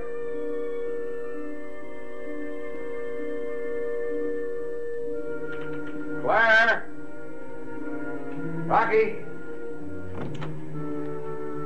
I didn't hear you get up, Dad. Oh. Know where your mother went? Search me. I got a test Monday. Well, then you better get to studying. I've been studying. Oh. Say, Dad, why don't we take a pack trip? Good idea. We'll talk about it tomorrow. That means never. I promise. But first, finish your study. Okay.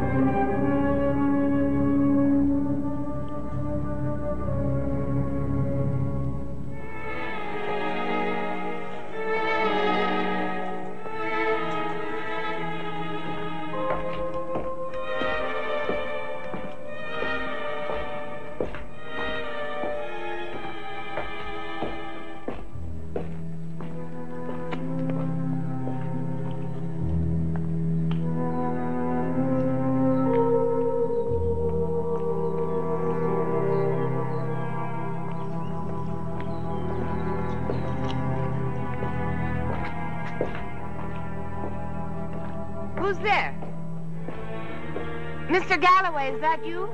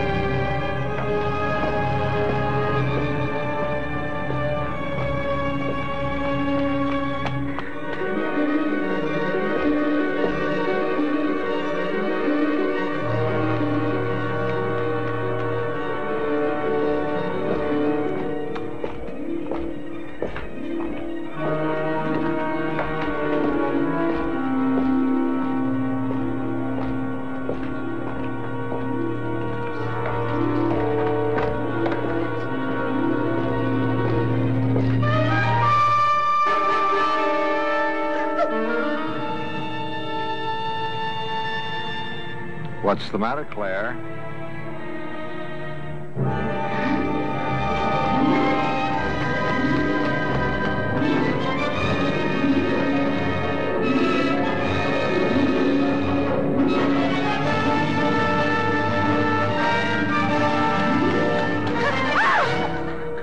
Claire, what happened? David. Oh, come on, honey. Tell me what happened. Someone followed me. Rocky told me the door of the big house was open. I went down to lock it. Somebody followed me back, then... You were standing there by the pool. But, honey, I haven't been near the pool. But I saw you. What did you do? I ran. Why? I don't know. You were standing there, and suddenly I was very frightened. It's all right. You stay with me. Come on.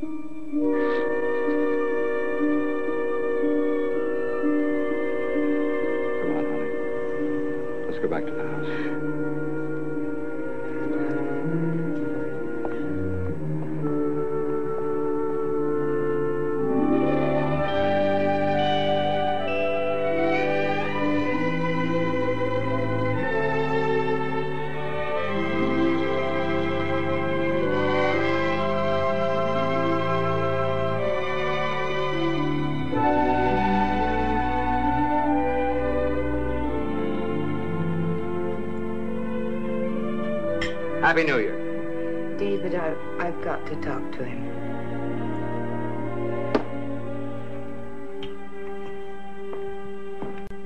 Rocky, What? like some ginger ale? Sure, just a minute. All right, it's here on the tray. Okay.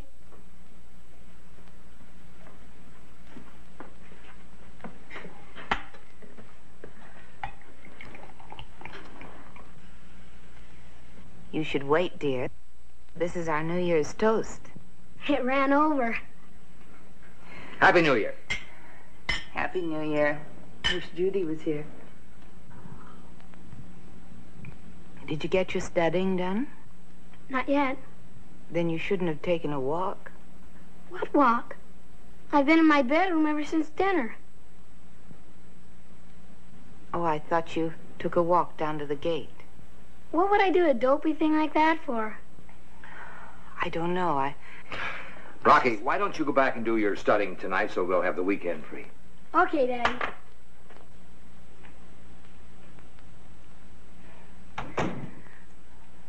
You heard him, and he wasn't lying. I know. What are we going to do? There's no one we can go to. They'd think we were out of our minds.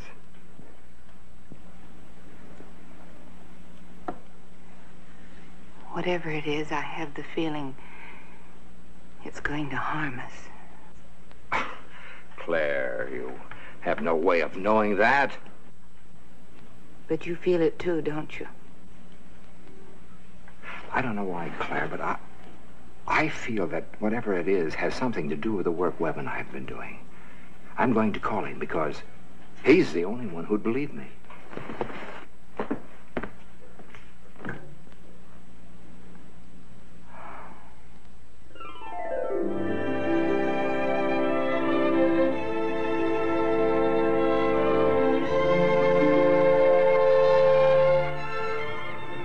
Better go in. Yeah. I guess. See you tomorrow? It's Saturday. I'd like you to come over, really, but I think it's better that you don't. What's getting into you? It's just that my folks will be talking about moving to Florida tomorrow, and if they decide to, I want to talk them into letting me stay here and go to USC. Why don't you let me help you? I can tell your dad all about USC. If you're going to be a science major... That's just it. If you're around here all day, they might get the idea that I'm not such a big disinterested scientist.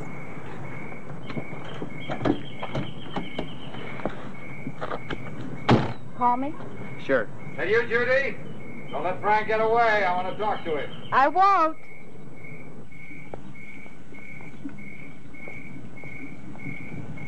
Hi. Hi. Frank, I wonder if you'd do something for me tomorrow. Sure, Dr. Fielding. Will you come over in the morning and take Mrs. Fielding, Judy, and Rocky over to their Aunt Frances? What's the matter, Dad? Well, I've made arrangements for you to stay there for 1 or 2 nights, that's all. Well, I don't understand. Aren't you coming? Now, honey, don't worry about it. We'll talk about it later. Can you make it? Yes, sir. My pleasure. I'll be over in the morning. Thanks. Well, I guess I'll see you tomorrow. Night. Good night, Dr. Fielding. Good night, Frank.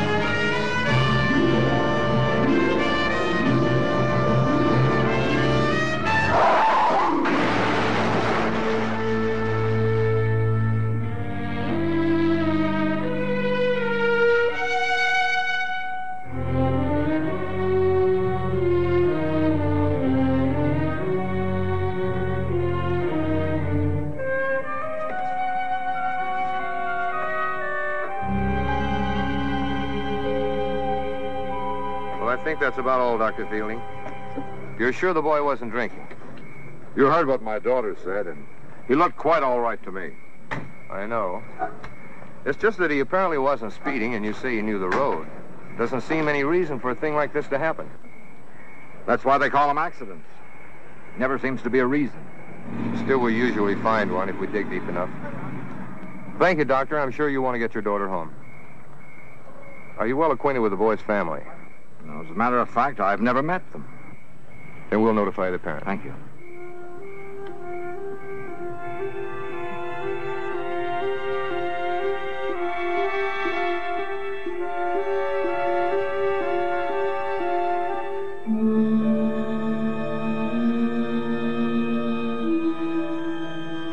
Feel better now, dear?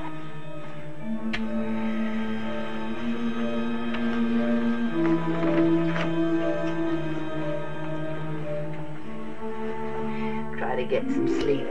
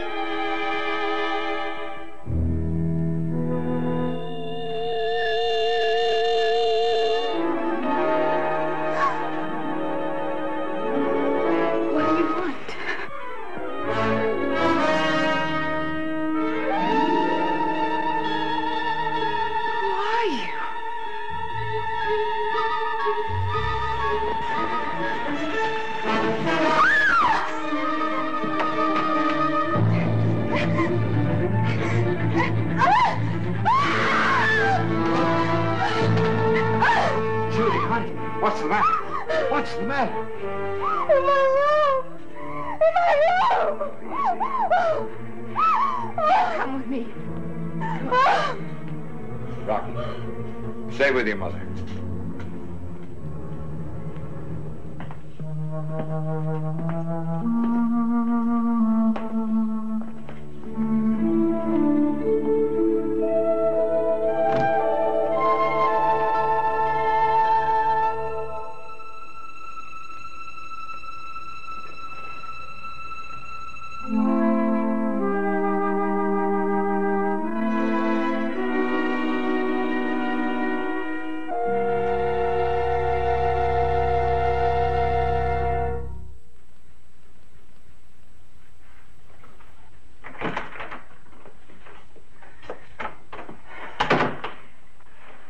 gave her a pill. She'll sleep through now. It's like a house of mirrors. What did you say when she told you? What could I say? Just kept agreeing with her. It's you and I, Rocky, and now Judy. Except this one attacked her. David, I'm glad you're home. Claire, I'm not so sure I should be here. I'm sure.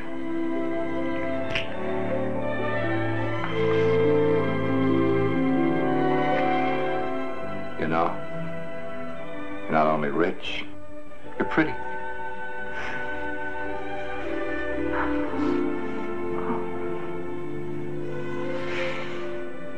David, maybe we ought to call the police. They were here tonight. Why didn't you tell them that? I know. They wouldn't believe me. They said I was overworked because of the project. You were upset because I'd been away so long. This for Judy. They'd had all the answers after the accident. I can't stand to think of the accident, that poor boy.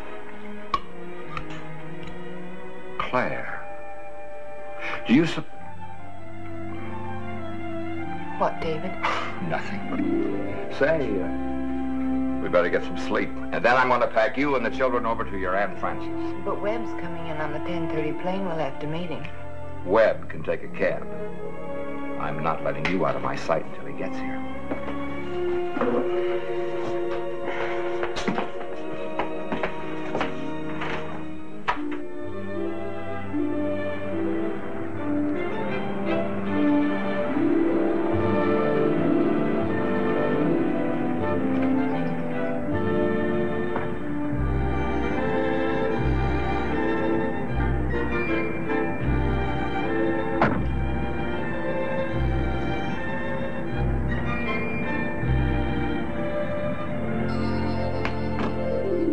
Yes? It's me. Hi, Webb. Oh, I'm gonna open the gate. I'll put it on automatic. Good trip? A fine trip. I'll see you in a couple of minutes.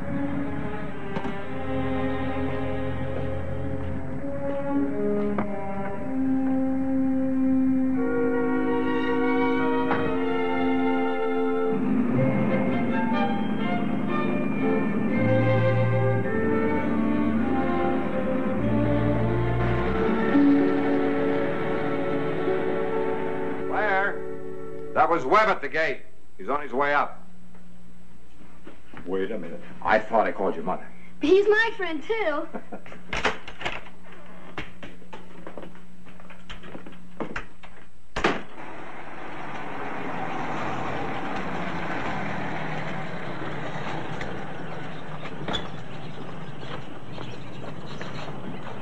How are you, big fella? Fine, Uncle Webb. Hello, Claire. Good to see you. How much do we owe you? Oh, come on now. Dave, I'll take care of it. No, Webb. We should have met you at the airport. And besides, you're not on an expense account. Real good to see you, Claire. Good of you to come. Where's Judy? I made her stay in bed today. Anything serious? If you'll excuse me. Oh, yes. Here, that's all right. I'm supposed to sleep with this thing. They practically handcuffed it to my wrist.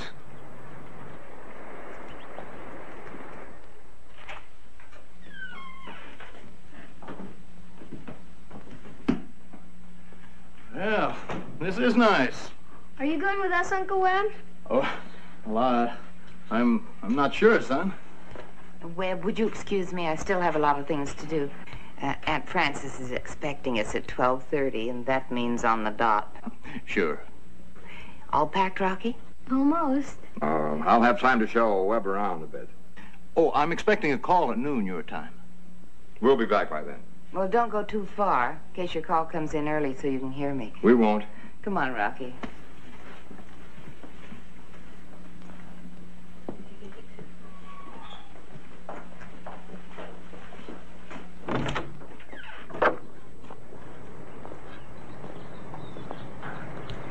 Where'd they get my phone number? You gave it to me, and I gave it to them. Canaveral? Oh, Washington. They want you back Monday. Washington? What do they want? Well, they don't confide in old Webb yet. But I think you better look over these reports.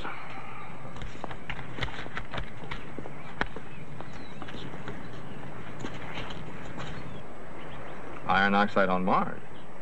Well, we knew this Friday before I left. Yeah. Here. You better read the back page. Now, this is a report on the last 15 seconds of transmission by the robot, just before it was scrambled and went out. Now, here you see the regular signal. And this is where the interruption starts. Now, notice the increase in power. Reaches a peak here, and then subsides here, just before the transmission stopped. They're sure of this recurrent pattern? Well, that's what they think. The only thing they're really sure of is that when the signal should have been growing weaker, it became phenomenally strong, and in a different form. Oh, I see. When they call, shall I tell them you'll be back on Monday? Oh, I don't know, Webb. I got to talk to Claire first. Well, at least you're talking. Sort of probation. Children are getting bigger, and she's becoming worried whether she's going to spend the rest of her life as a space widow, and I can't blame her. Yeah, I guess it is a pretty common problem, all right. You know it is. May I want to show you something?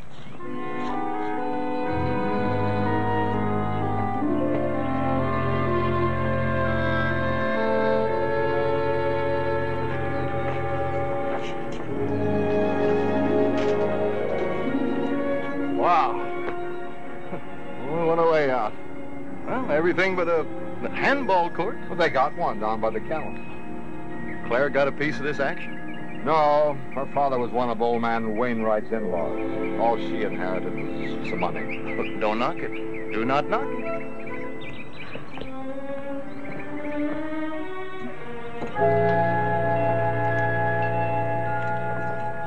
When she came out of the cabana, she said he was standing right there. Did you see him? We came back, but wasn't anyone here. She came from the far side and walked down toward the big house. Did you tell Claire? Not then. For a moment, I thought it was Claire. You see, when Claire had her experience, she didn't know what I'd seen from up here. And Judy, she didn't know about either of the experiences when she saw that girl in her room. What do you think? Well, all I know is what you tell me. And if I didn't know you better, I'd think you were nuts. Sure you would. Anybody would. Oh, come on, Dave. Neither of us believe in the supernatural, but if you think this place is haunted, well, why don't we all just pack up and move out? Because I believe my eyes. And I think these apparitions, or whatever they are, have something to do with the kind of work you and I are doing. Now, look, Dave. I mean it. There's a definite connection about our work at the Cape and what's happening here. Do you remember last Thursday when you were in my office and that call came in from Claire? Do you remember I couldn't answer the phone? The girl had to remind me. Do you know why I didn't answer? I couldn't.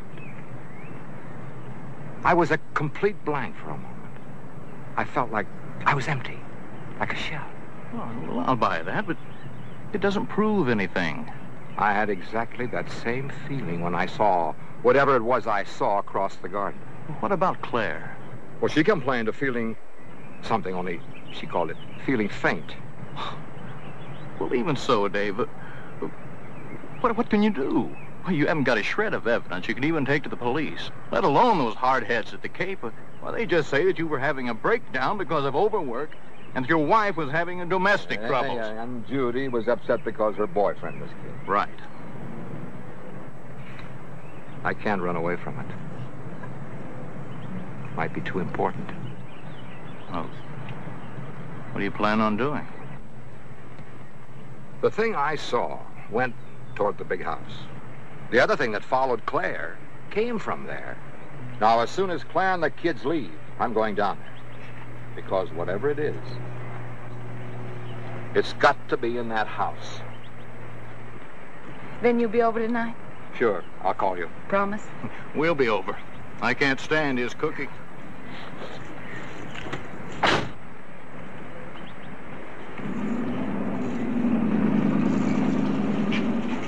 Well, there go the three smartest people in your family.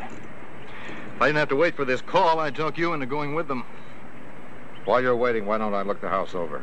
When you get through, come on down. Well, if that's what you want. Well, what'll I tell them about coming back Monday? I don't know, Webb. Tell them I'll send them a wire. Oh, that'll go over like a lead balloon. All right, go on over to your haunted house. I'll be down as soon as I take the call.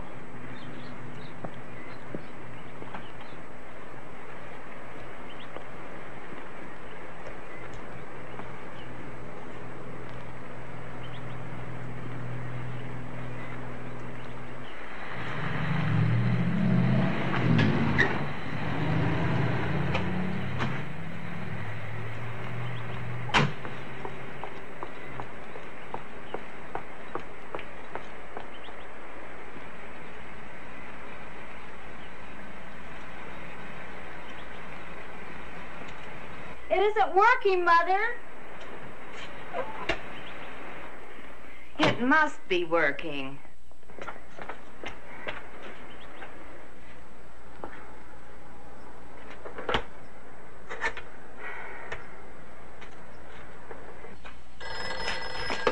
Yes? Oh, Webb, it's you. There's something wrong with the gate. Would you please push the button up there? Okay. You pushing the button? The gate still isn't moving. I'm pushing it. You want me to come down? No, thanks. We'll come back up. I'll have to call the maintenance man.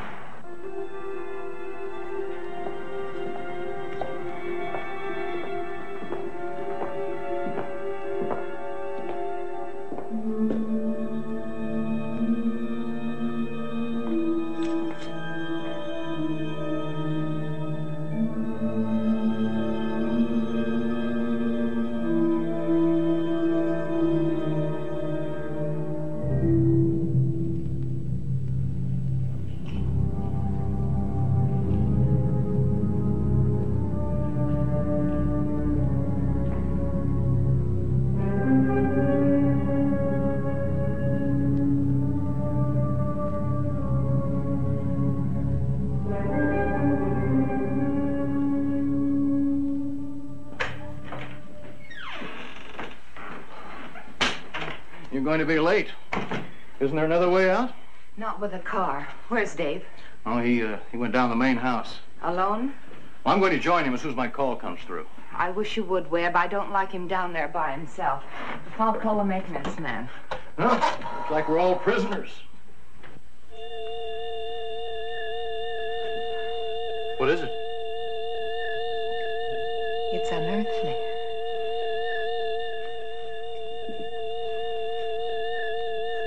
I've never heard anything like it.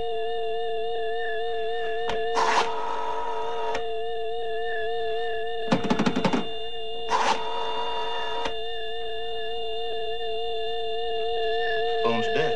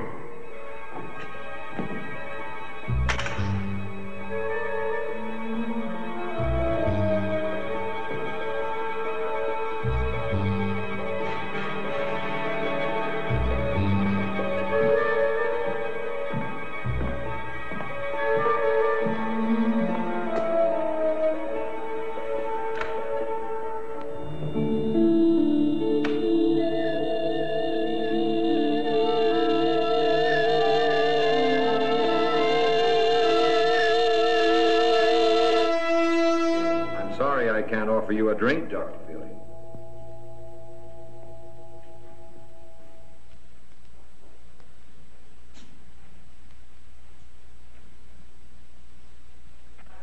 You're startled, I'm sure, but not completely surprised.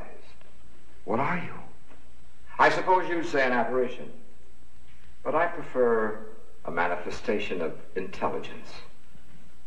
Whose intelligence? You have a theory on that, Doctor. You should have more confidence in yourself. I didn't want to believe it. I don't believe it. That doesn't alter the facts. There is life on Mars, Dr. Fielding. Oh, not as you know it here. Your organisms couldn't exist in our environment. Instead, we have intelligence in the abstract. Much like your electricity here. You can't weigh it or see it. But it can manifest itself just as you see me here manifested before you. Well, if this is true, how did this intelligence reach Earth? You have a theory on that too, Doctor. That increase in the power of the signal from your robot, just before we destroyed it, your beam was transmitting our intelligence. An invasion? Oh, not at all. You invaded us. All we wish to do is protect ourselves. By attacking Earth? By stopping your attacks on us at the source. In this case, Doctor, your project. What good will that do? We're not the only country shooting for Mars, but you're the closest to success. The others will be taken care of when their time comes. How? They will be removed and replaced. Is that what you plan on doing with me, removing and replacing me? Well, as you see, Doctor, you've already been replaced.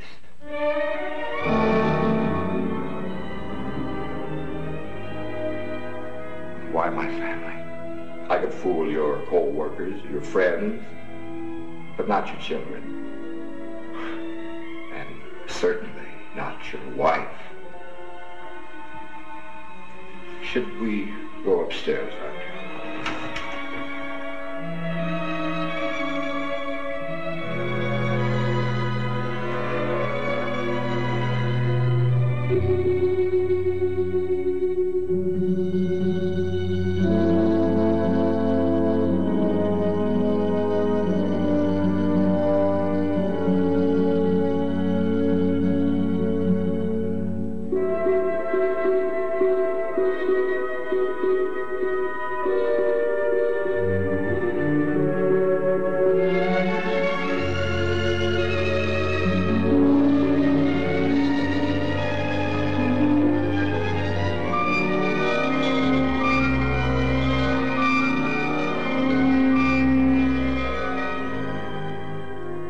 Since you came looking for me, I thought it only fair that you see everything.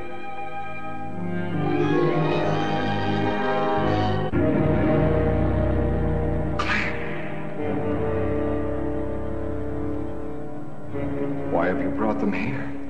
You see, even you can't tell the difference.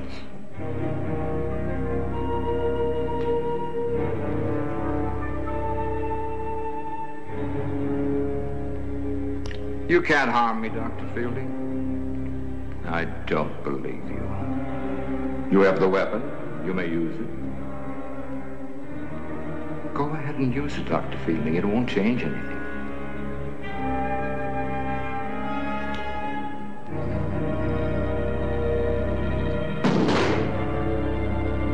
That was wise.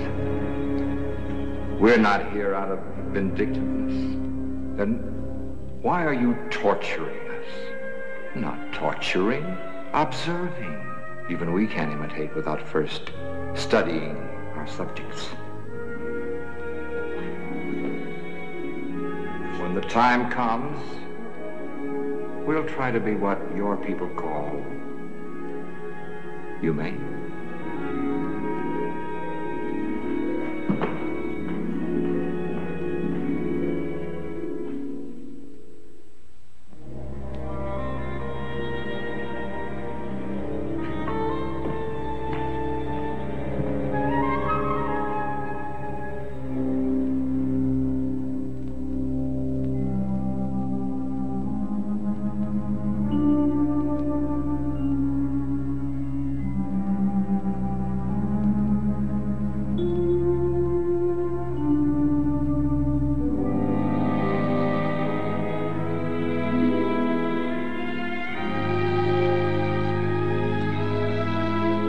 What are you doing here?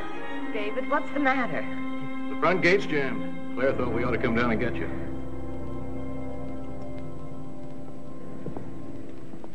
Dad, the gate's busted. Mom tried to call the maintenance man, but there's something wrong with the phone. You shouldn't have come down here alone, David. I was worried. What's the matter with you? You look as though you'd seen it. What happened in there? Let's go back to the house. I'll tell you on the way up. It's almost impossible to think of intelligence existing without a brain.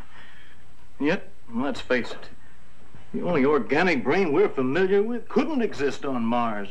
Extremes in temperature, lack of water and oxygen. Energy. It has to exist as energy. When it came down on the beam, there was an increase in power. That's what makes it so frightening. How do you fight a thing like that? How do you destroy it? You can't. Not by any means we know of. Then what can we do? We can get out of here right now. That may be the answer. What other choice do we have? I mean to defeat it. Its source is on Mars. Therefore, it is cut off from its source. And if it's energy, I suppose the fundamental law applies. As energy, it can change its form, but it can neither be created or destroyed. Dave, wouldn't you settle for a change in form? I see what you mean. Make it work. Make it follow us. Try to break it up or dissipate it. Right. I think we ought to fly to the Cape and drop this whole problem right in their laps, whether they want to think we're crazy or not. If it isn't too late already, there may be a chance. Let's get going. But the gate's jammed. I can spring that lock with a pinch bar. Just get the children together. Webb, don't let him go down there alone. Don't you worry. Just get ready.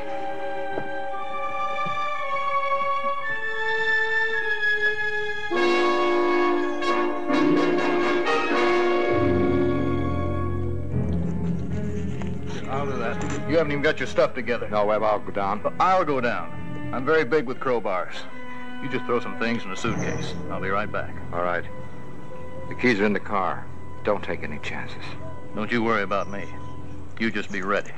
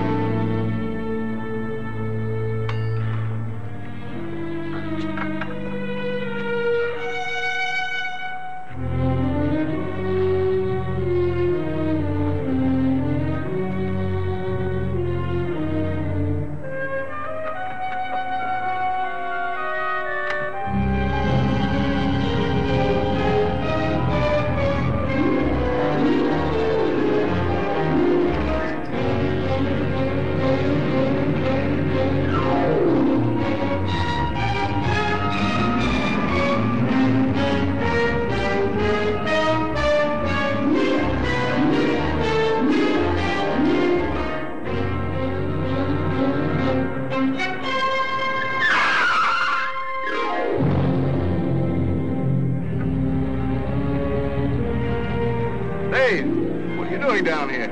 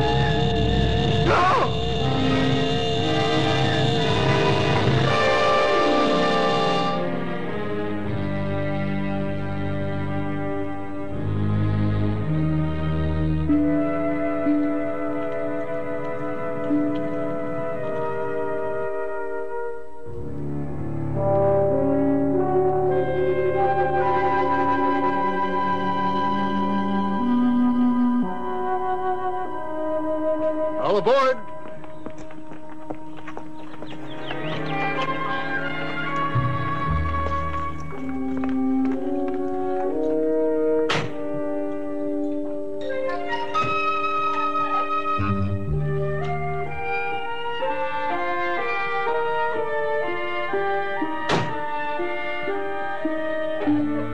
Well, off we go.